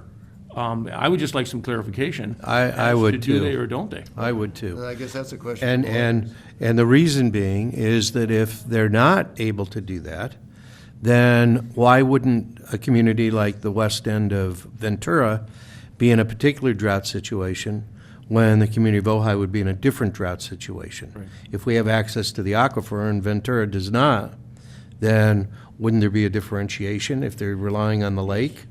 And they have access to other sources than Right. both. Yeah, the city of Ventura Exactly. does have a different water stage because they have other sources. Right. But are they using the other sources or are they using the lake? That's the issue. Mayor? Yeah, Bill? You are our representative on OBGMA. Right? And I believe this very issue is going to be coming up on that agenda very quickly, I believe. Am I incorrect on that? No, it will. Yeah. Yeah, I and- mean, and so- that is the controversy, once we ended up with the, the backup insurance plan, which is Lake Casitas, becoming our water system. But I mean, I think OBGMA is asserting control over this, at least some jurisdiction over this issue, but has yet to promulgate the detail of how it wishes to do this, fulfill that responsibility. I think this is a work in progress, in other words, right? Right, yeah. And could I make one other comment on the broader issue? I want to distinguish between drought emergency and the Casitas District's Stage 4 declaration. Those are two different things, in my opinion. Right. And one of the problems I have with this particular proposal is it pretty much says, well, yes, we're in a drought emergency. I think we agree with that. But we agree with how you've decided to address it in your Stage 4. And for example, their Stage 4 plan is very specific. And it treats resale water, say water to Ventura water, exactly the same as the ag sector. Is what? As the agriculture sector. That, in other words, it treats the resale sector has a 40% demand reduction in Stage 4 on their Stage 4 plan. The same 40% for irrigation, for agriculture. In other words, for irrigators that have no alternative, they're applying the same 40% to resale, one of which is the city of Ventura, that does have alternatives. The point being is that we're treating that their plan treats the impacts, the demands identically between a resale customer that's taking 30 or so percent of the lake water on an average annual basis as our ag sector. And I want to remind everybody, one of the things that mitigated our fire damage was irrigated citrus groves on the east end. So my problem is I don't want us to necessarily endorse their plan, but I do endorse the idea that they need to get to a drought, declare it, and take seriously a drought emergency. But I've always had a problem with their particular plan that's associated with how they define their measures under Stage 4, which is basically to apply a 40% reduction from base to everybody across the board regardless. Interdepartmental, irrigation, resale, other, industrial, business, and residential. All the same. And I've always had an issue with that. And what do you propose, or what's Well, I your would say suggestion? that, I guess what I'm trying to say is I would not vote for endorsing the specific of how they define Stage 4, but I would certainly endorse a declaration that they recognize a drought emergency and take appropriate measures. I think does that mean? I'm distinguishing between those two, in other words. You see what I'm trying to say? Well, I'm not sure. But I'm not sure specifically what that means. Well, for example, they have, over the years, they have dealt with different negotiations and done contract amendments as to when they cut off Ventura water from lake withdrawals. It's very unclear to me exactly what those current contract stipulations are. In fact, they just renegotiated theirs with Ventura. And the problem is that they actually have, and I might as well speak frankly about this, they actually have a financial incentive to pump water out of the aquifer before they cut Ventura water off. In terms of what's in their contract to say once the lake reaches a certain level, they're supposed to cut Ventura water off from further lake withdrawals. Mm-hmm. Well, you see what I'm trying to say is that their Stage 4 implies treating Ventura water exactly the same as our agricultural sector. And yes, we're in a drought emergency, but I'm not sure I agree with how they're approaching this issue right now. Well, Is that making any sense? Well, I think there are a lot of people who don't agree with the way they're approaching it.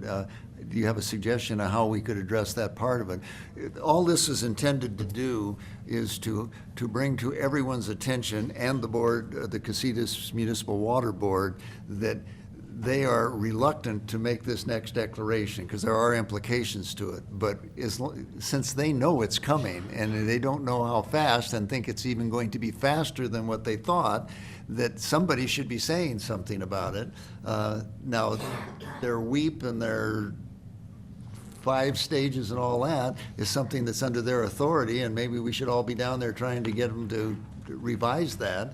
But at least for what it's worth, Stage 4 is going to be here, with however they define it. Well, I remember asking at the board meeting for Casitas, the question being asked, well, if we go to Stage 4 in the wheat plan, does that mean that the city of Ventura is also in the same is it going to declare the same kind of burden on their community? Yeah. In terms of, are not get any water from the lake? And the answer was, well, no. Well, it will be from the lake, it's just that they don't have to declare the same thing because they have other sources, is that right? Right. Yeah, okay. So, you see what I'm saying is that, yes, we have a severe drought emergency. I'm not sure I want to endorse their plan implicitly. Okay, but is that to say that you would rather they not even declare stage? I didn't say, no, I don't agree with that. Yeah, right. I mean, what are our choices? When it gets to 30%, it's going to be stage 4. All we're doing is saying, we're there. In fact, we're actually saving at that level. The conservation level, it just depends on who's doing it. But actually, right now, the community, we're at 40%. Yeah. So we're already at stage 4. We're already at stage 4. We're already conserving at stage 4 levels. We're making that effort, and it's still not enough, and we need to encourage people to pay attention and not relax in the least. But, okay, well, my motion would be to authorize the city manager and me, and I'd be happy to have somebody else work with us on writing the letter to Lake Casitas, but to encourage them to speak up and say that, that the drought emergency and not wait until October. And if it was limited to that, I'd be okay with that. If it was limited, just say, we encourage you to recognize a drought emergency, period. Okay, well, Are we saying they're not recognizing that it's a drought emergency? They haven't said or done anything. They're just privately are saying that, I shouldn't say it that harshly. I don't know what they're doing specifically, but I have heard them say it in the small groups where we meet to try to figure out what we should be doing. And they say, yeah, it's going to be here or sooner. Okay, And they say, well, then we should tell somebody, because when they declare it, it's going to have legal implications. Right. But we should all be aware that it's here, and we should be saving even more if possible. And their policy was to review this in April and make a declaration soon after, annually. Yeah, well, And they didn't. Well, I'm sure they're not anxious to do this, and we're not trying to make them do something that they're not supposed to do, but just our conversation here tonight should be sending the message out to people that don't let down your guard. Yes, I agree. Keep saving, and we as a group should be doing whatever the city can do with our rules, our education, to continue working on the problem. Because right now, most everybody is saying, well, what are they doing? Well, what are they doing? Yeah, okay, well, what are we doing? And we are doing a lot of things. We're doing more than we ever have. Right. So So- I would support your motion, just in terms of the general drought emergency without being specific. Okay, will you work with me to write it? I'd be happy Okay, to. Good. Is anybody else- Can I add one thing to that? After that letter is written, can we have the acting general manager of Casitas actually come and speak to us regarding lake levels and maybe hand it to him that evening? Well, I think we should send That's a them a little letter dramatic, and ask them if they would come and just give us an update on where we So are. I'm still, Yeah. I don't want to blindside the new guy, but in fact, if anyone doesn't understand that Steve Wickstrom is retiring, that there will be a new acting general manager. Yep. So that's a reality, and whoever that general manager is going to be entering in a whole entirely different environment than what they're used to, Hey, I that's can big imagine. news. So then the other thing is, can we still figure out how to get the new general manager here and how we can get the OBGMA chair to come and actually speak to the community regarding where we are, where we're going, and what are some of the consequences. Again, I believe that if we can recognize that using our aquifer water in our community is better than relying on lake water, leaving more lake water actually there, and giving access to more of the ag people, especially the agriculture people in the east end of our valley, access to that water, I think is a win for us. Yeah. Well, I would be interested in finding out if the lake gets to a certain stage, that the water gets cut off to Ventura. Right. What But that it's, content is. but the aquifer is still available to us. Yes. Yeah. That's what I would be interested, to know that the aquifer water is not going to be flowing down the hill. Yep. That would be important to me. As far as this letter, it's way too vague for me to, I don't know what our The letter emergency hasn't is. been written, it's Yeah, just the idea. so Yeah. I'm They'll bring going to the letter vote back. against it. They'll bring the letter back before it's Yeah, sent, yes? well, I can Send vote it on it when around. it comes back, but right now, it's way too vague for me to vote on it. Okay. So how do we leave this? Okay, well, it's A motion and a second. Okay, I think Paul's already voted, but I guess, Bill is seconded, okay, we will, if there, Yeah. well, okay, I'll tell you what, well, do not draw it out. The motion is to have the mayor, the city manager, and Councilmember Wyrick, we are going to compose a letter requesting Lake Casitas to say something about the drought emergency and stage 4 formally. They don't have to declare it, they just need to speak to the public on it. I know it's not a fun thing for them to do, but they need to do it. Not everybody agrees with that, but okay, so if there, I guess we probably should have a vote because there is an objection, I think. Okay. Mayor Pro Tem Haney, Yes? Councilmember Blatz, No. Councilmember Francina, Yes. Councilmember Wyrick, Yes. Mayor Johnston. Yes.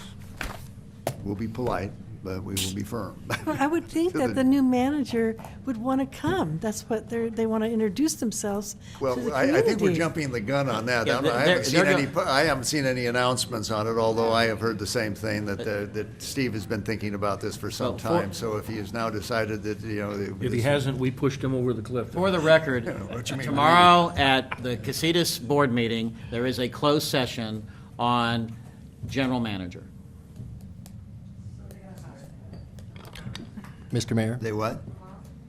I'm just saying Steve. it's on the agenda, okay. closed session tomorrow. Okay, Steve? Sorry, just a quick housekeeping item. I'm assuming that the letter would be signed by the mayor. Just want to make sure that we had everybody clear on that. And Unless then- Paul wants to sign it, but I don't think he does. Yeah, but we don't want all to review it. And then, are we going to put in that letter the request to have them come speak, or would you like your city manager to Well, that was or- not my motion. My Okay. motion was simply to authorize us to make that request of the We'll leave it at that. board. And, We can deal with that at the end of the end of the evening. here. Mayor is always free to extend an invitation. okay. What do we have left? We have, okay. Okay, So thank you. Bill and I are going to work with you on that. We'll figure out how to, I think they've got the message already if they just push the Granicus system and tune it into the council meeting. They'll see that what we're hoping they will do. Okay, maybe we won't have to send a letter, Bill. Maybe, yeah. Okay. Remember last time we did this, they showed up the next morning at our meeting, remember? Yeah, well, I mean, I hate talking about other jurisdictions' issues, but this one has not seemed to have gone anywhere by not talking about it, so. Not in the last 2 years. Yeah, right, so, okay. We are moving now to item number 6, and, Mayor, with your permission, I'll sure, start out. whoever wants The to reason I it put this on is because I think that there was some,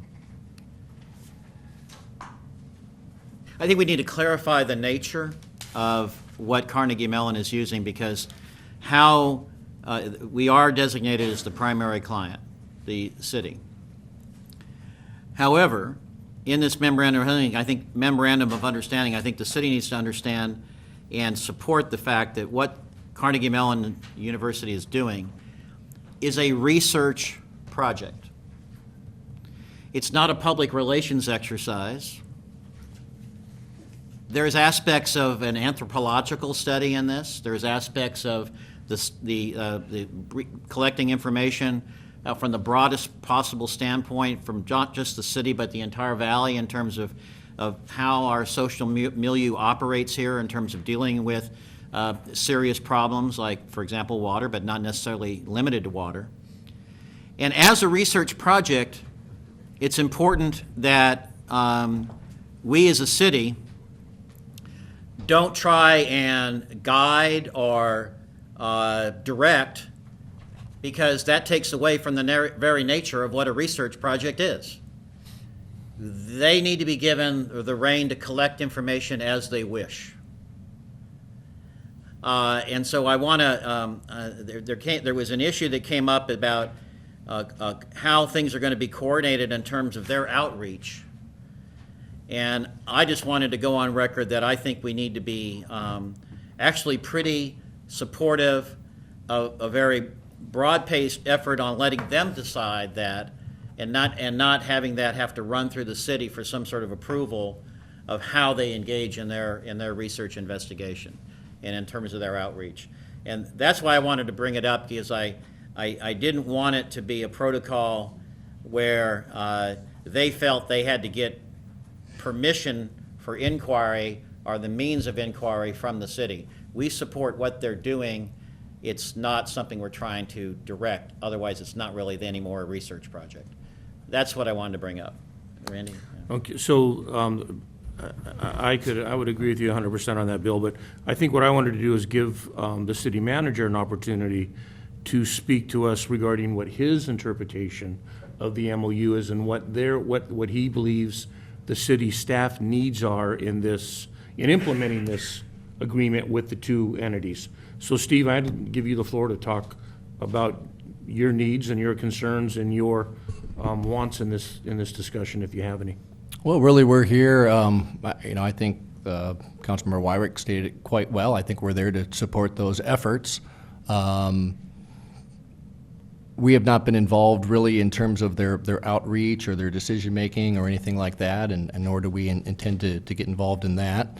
I had a good conversation with the folks at CMU last week regarding some minor issues that we had in terms of communication and coordination. Mainly want to make sure that the information about the workshops was getting to the city manager's office so that we could distribute that to the public.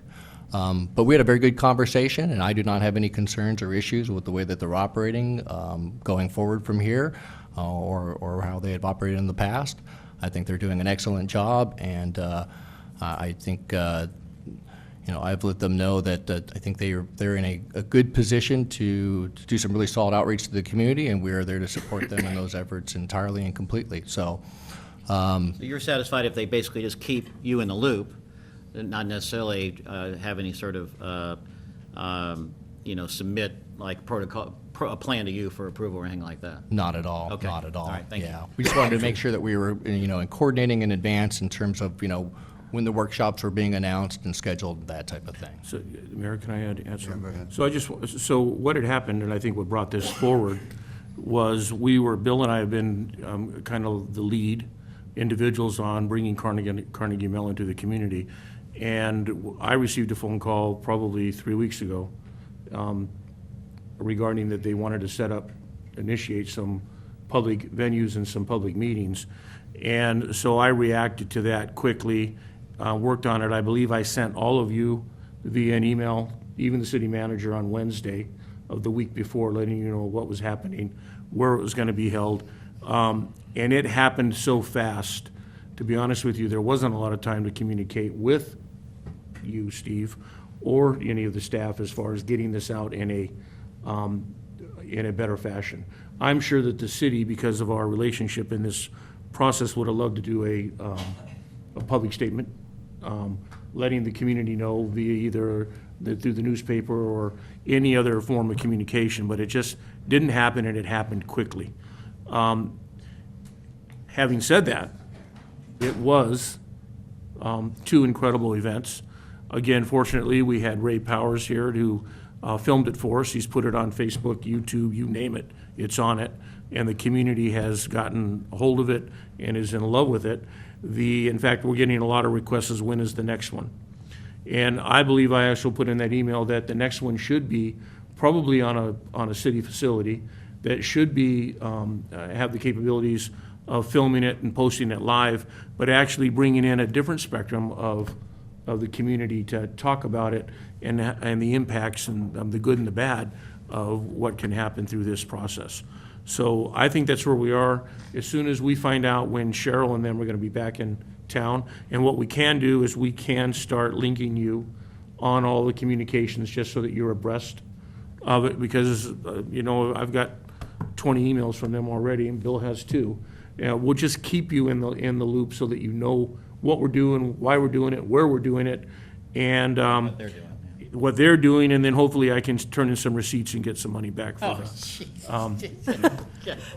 my expenditures. No, I'm joking. Your consulting hourly Yeah, rate? no. Actually, putting those two venues, Yeah, those right, I know. those All the venues food, on. all the food you bought, yeah. Yes, I did. Yeah, But yeah. aside from that, That's all I needed to clarify. Okay, well, again, for the benefit of the audience, if they have no idea what we're discussing, the Carnegie Mellon people have, to the good fortune of the valley and the city of, because of our reputation, I don't think it's exclusively because of fires and droughts, but we are a defined area that's sort of human scale. The nest. When you come here, it's not like the LA basin where it just fades into gray.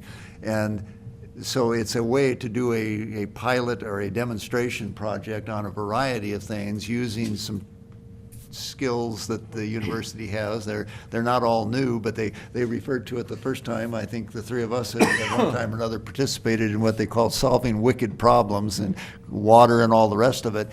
So they came to us and asked us to sign a memorandum of understanding, which sounded to me like really asking for us to sort of endorse the process and to sign a release that it could be used in publications and to raise money. Primarily to raise, somebody's got to pay for all this. The city can't or shouldn't be paying for all of it.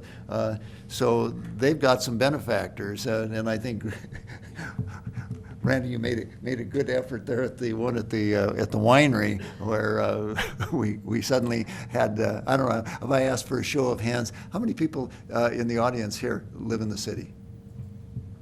See, okay, good. Normally it's about 80%. Outside, because 80% of the people who live in the valleys are outside the city.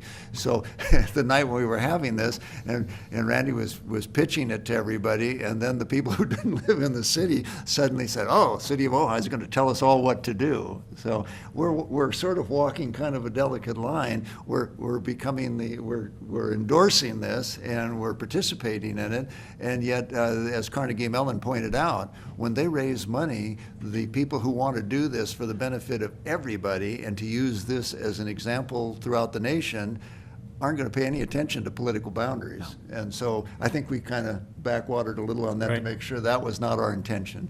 So, I had some concerns, as did the city manager, when I didn't realize that you had just heard about that. But when I get an email saying, we're having one next Monday night at the winery, and then there are going to be some more in September, and some of them will be public and some of them will be private, and I'm thinking, wait a minute, we have an MOU with the city, private?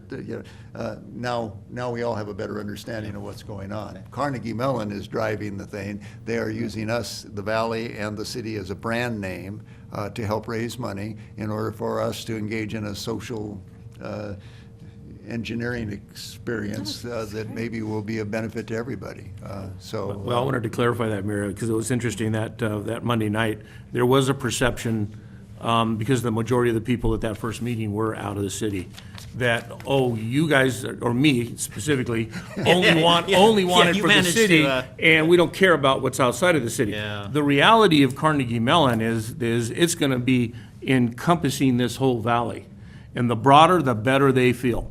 I just made it clear as a council person, and bringing them aboard, that I was going to hold them to small, quick action items that actually affect us internally right now, that they could help us solve some of those problems. So there's a big picture that may take 2 to 3 years to actually formulate how they're going to go about changing some things or helping us identify and change. But there's some things that they can help us immediately with some of the quicker problems and concerns that we have a community. That's what I was speaking to. The audience only heard Ojai. They didn't hear all of Ojai, but that's probably because of me. Ojai. Yeah, the greater Ojai. But so I'll accept responsibility for that. Yeah. But we were clear on Tuesday night to make sure it was clear, abundantly clear. All right. And it's really important that we do that, because when we participate, I think all three of us had the same experience. We were dealing with the water issue, and there was nobody there from agriculture. Right. And that was a big hole in the process. I mean, how do you deal with it without having all of the stakeholders, as they call them, present? So anyway, I'm encouraged by it. Thank you for the work you guys did. Yeah, Okay. I think it's just very fascinating that we're part of an anthropological study. We're being studied, because we're so interesting and unique. And as I heard, Yeah. well, We there- think we're unique, well- but we're hoping that what applies here can apply everywhere. Make sure you have your shoes on when they interview you, okay? No, I'm sure. Oh no! On the contrary, earthing. It's important to go barefoot. All my I know all my that. crazy ideas are mainstream now. So anyway, yeah. but listen. When I was listening to Cheryl, I felt she was a person of the highest integrity, and what she is describing is very deep. It's really about world. If we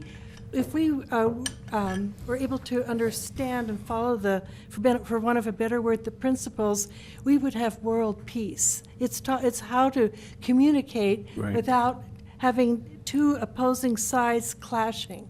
So I just feel it's a wonderful thing that they're coming here, and I look forward You're right, to Suze. it. It was really good. Absolutely right. Yeah.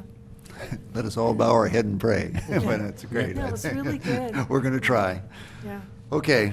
And you wanted to have... Thought we just opportunity for future agenda items and general manager comments. Okay, so should we go to reports first and then? Yeah, sure. Okay. Paul, do you have anything you want to? No, Oh, there's a oh, note yeah, here for the okay, mayor. yeah. Thank you for the reminder.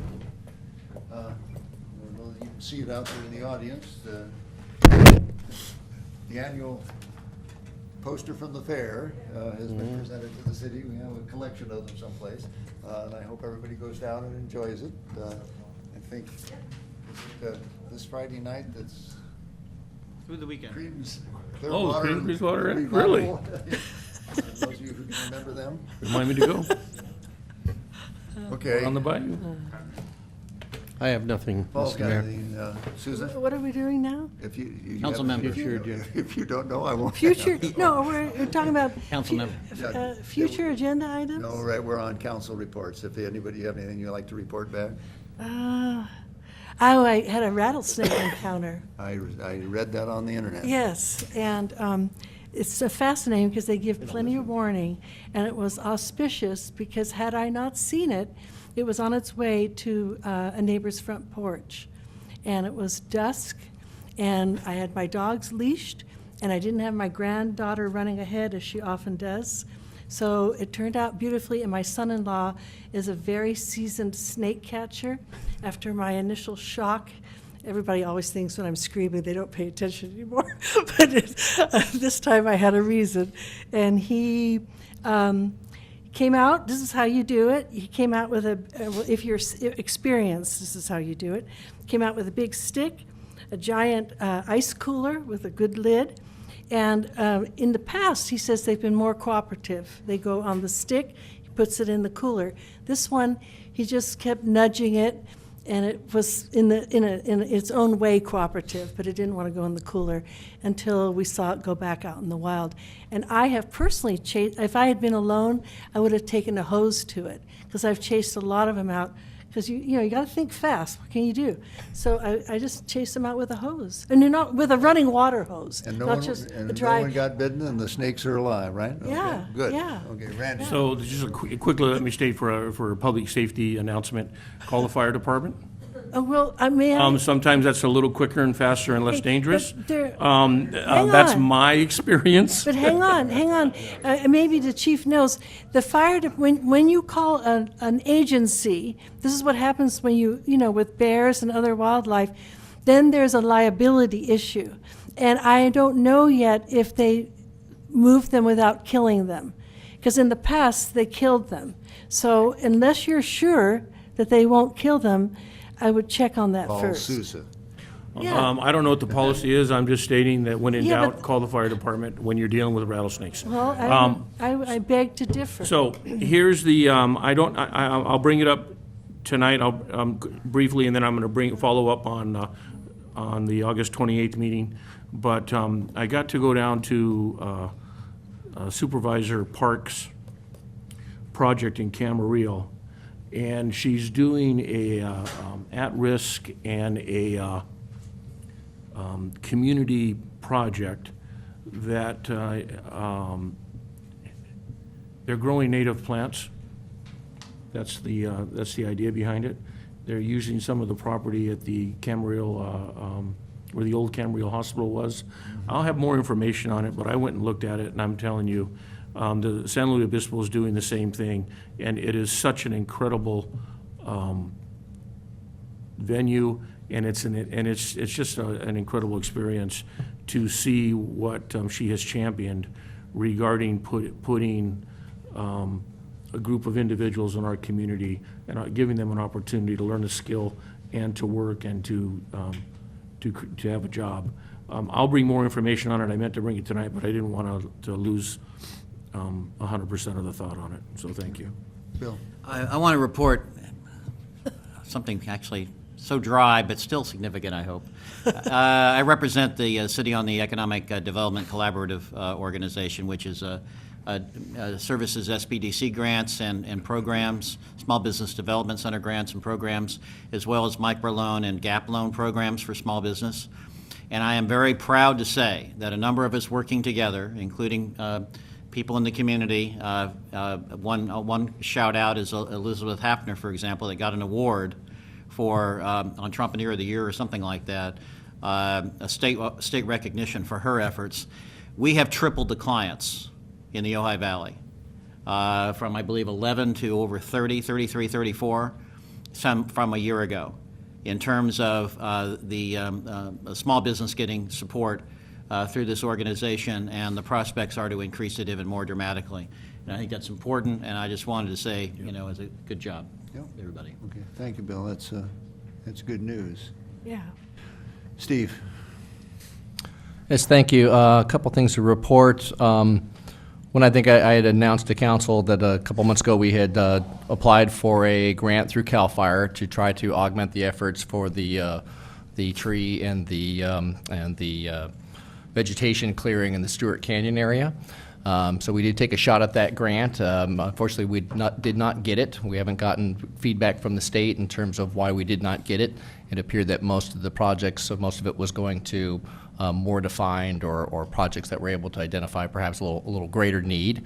So unfortunately, we did not get that one, but hopefully we'll get some feedback on that and be able to put that into play for if we are to go and apply for future grants. In the meantime, the work will continue to proceed there as long as we're able to get the resources back from CAL FIRE, which of course are stretched a bit right now. So People in the Crestview neighborhood will appreciate it. So anyways, that project will be going on for quite some time, but unfortunately not without the support of the CAL FIRE grant. Also wanted to announce that the city will be hosting the next mixer for the Chamber of Commerce. So let me send out some information to the council members tomorrow on that. It's going to be the 23rd of this month at a location to be determined. We have a couple of thoughts on that, but we haven't settled on a location yet, but it will be a city location. So again, that'll be August 23rd on a Thursday, and we'll send information out to email to the council on that. Yes? Did you mention the Chief's coffee? I'll let Tomorrow. Chief, would you like to make an announcement on that, Chief?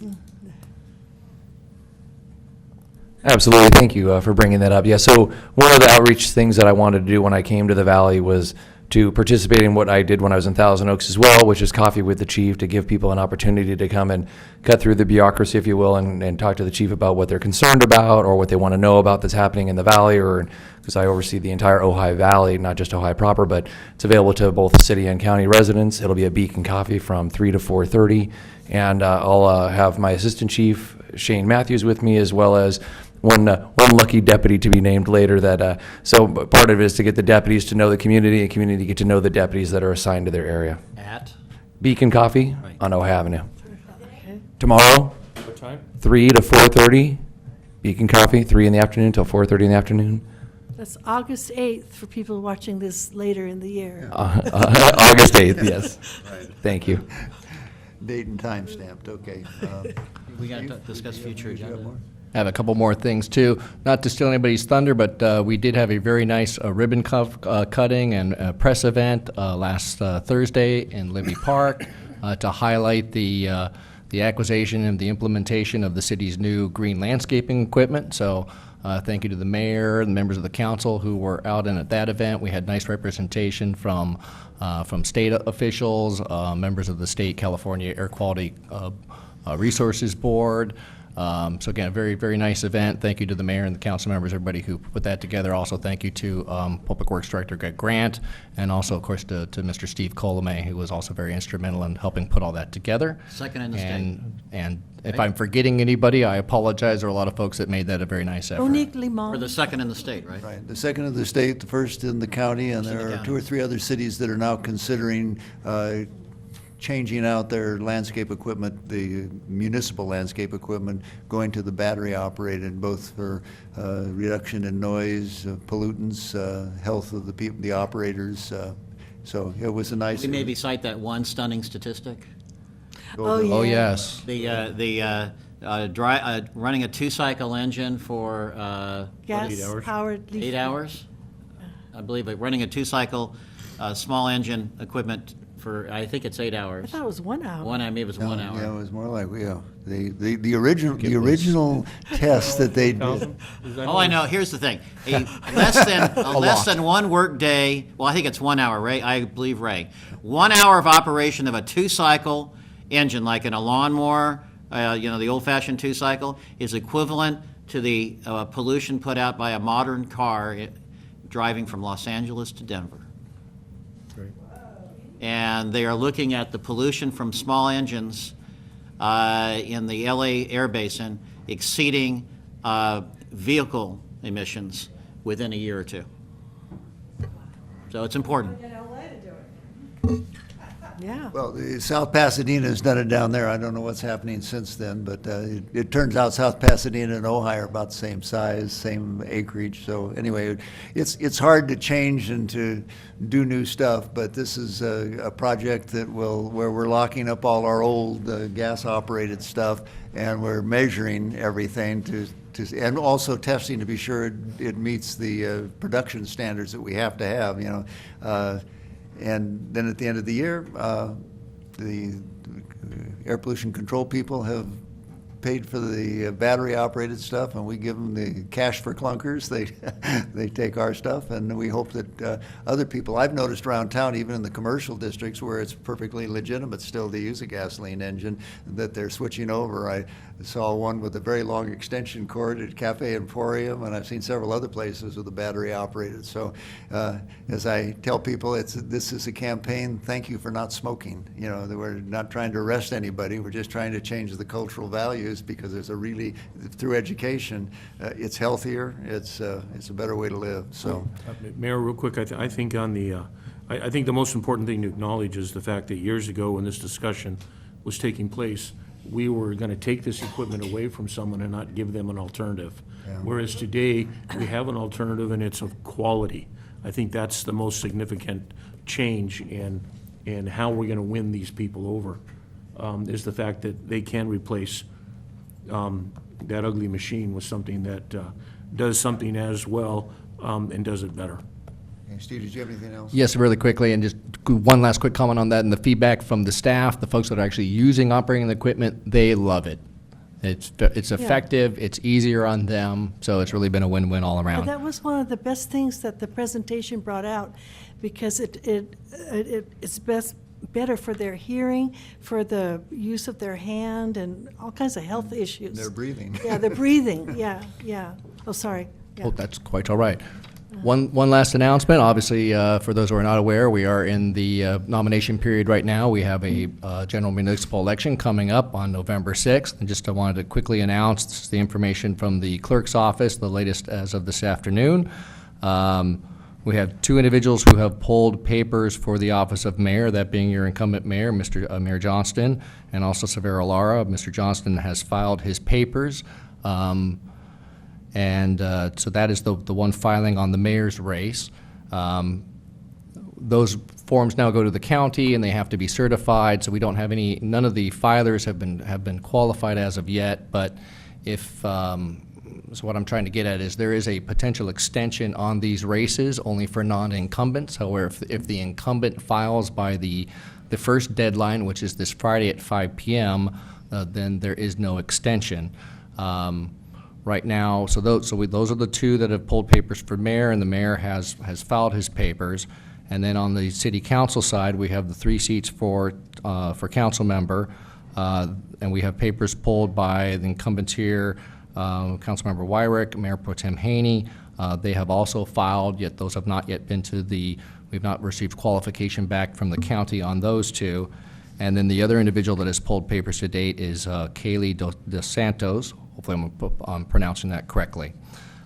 So if any of the existing incumbents do not file by Friday for council member, and the other incumbent is Councilmember Paul Blatz, and he has not yet pulled papers. So if any of those races, if any of those incumbents do not file by this Friday, that race for the council member, the nomination period, not the race, the nomination period would be extended through Wednesday at 5 o'clock. So that's through Wednesday, August 15th. And I'm looking at the clerk who would like to give a clarification point. No. No clarification, but I just wanted to make sure people are aware that all the information is on the website, and we're continuing to update it. Excellent, thank you. A question. You said Savaralara pulled papers, but he didn't actually file? As of today, that is correct. Okay. So as of today, only 3 people have actually filed? That is correct. Okay, thank you. And is it it's on the website, if the website is updated? Okay, Yes, it good. is, yes. Okay, Bill, did you have something you wanted to future put on the agenda item agenda? you wish to discuss? Yeah, Susan?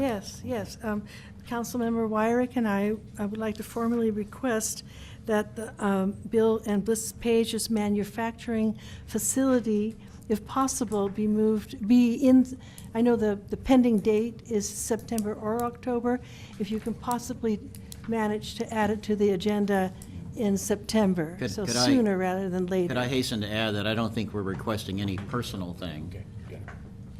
Correct. We're Correct. asking that we do an evaluation of options for manufacturing and packaging licenses in general. Oh, yes, thank you for that Yeah, clarification. just in general, Yeah. looking at our options.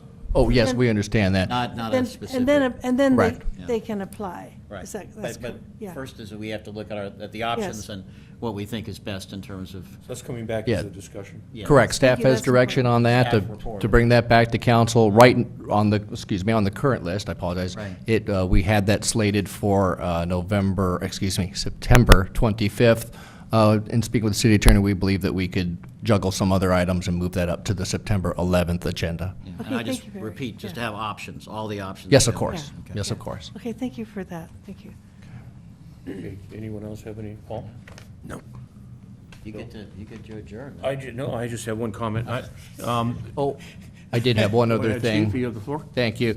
Also wanted to request, and we might need to wait for the mayor to get back in the room on this one, but I do have a request for, that we hold a closed session prior or sometime of the evening of August 28th, the date of our next regular meeting. We have 1 or 2 timely items. We also have a joint meeting with the Park and Rec Commission that is scheduled at 6 p.m. that evening. So mindful of the fact that adding a closed session beforehand could make for a very long agenda, but I'd ask the council if you would prefer that we either try to meet at 5 o'clock to address the closed session items prior to the joint meeting, or if council prefers, we could try to reschedule the joint meeting with the Park and Recreation Commission to a later date and schedule the closed session at 6 p.m. Of course, we could always try to do the closed session afterwards, but that has not been council's preference. 5? No, my preference, if there's no urgency, meeting with Park and Rec, is move them into the future and then do the closed session At 6. at 6 p.m. because that's time sensitive, because I Right. think we have a very busy agenda that night. We do, Okay. yes. So, yeah. I would agree with I'll that. agree with you. Okay, No objection, that's thank you. order. Is that it? Can I have one last comment? Yes, sir. I received another phone call regarding individuals sleeping in motorhomes and parked on public streets. I conveyed to the individual that they need to come and talk to you. And I also said that I'd ask the city attorney what guidelines we have as far as empowering the police department to remove or to interact with these folks in a positive way and have them not necessarily park or camp overnight in front of establishments that those vehicles impact that establishment with. Certainly, the chief and I have discussed those before. And there are a variety of enforcement options available in that situation. And the best approach is for each individual resident, when that arises, to give a call to the police department's non-emergency number, and or even, I would think, non-emergency number, to be able to move it forward, or just call the chief directly. Well, there's a level of frustration from this gentleman, and I've talked to him a number of times. For instance, the last time the police came out, they pretty much said there wasn't much they could do. And then the individual informed the police department that, by the way, this individual's license plate was out of compliance, and that surely there was something that they could do. I'm just saying that if it's a problem, we need to address it, and and the police department needs to have the tools. I don't think any of us know what those tools are. So is there any way that you could come back to us and let us know? Definitely. Okay. Great. Okay. Good. Okay. Good for me. I guess we've done it. Great. All right. Thank you all.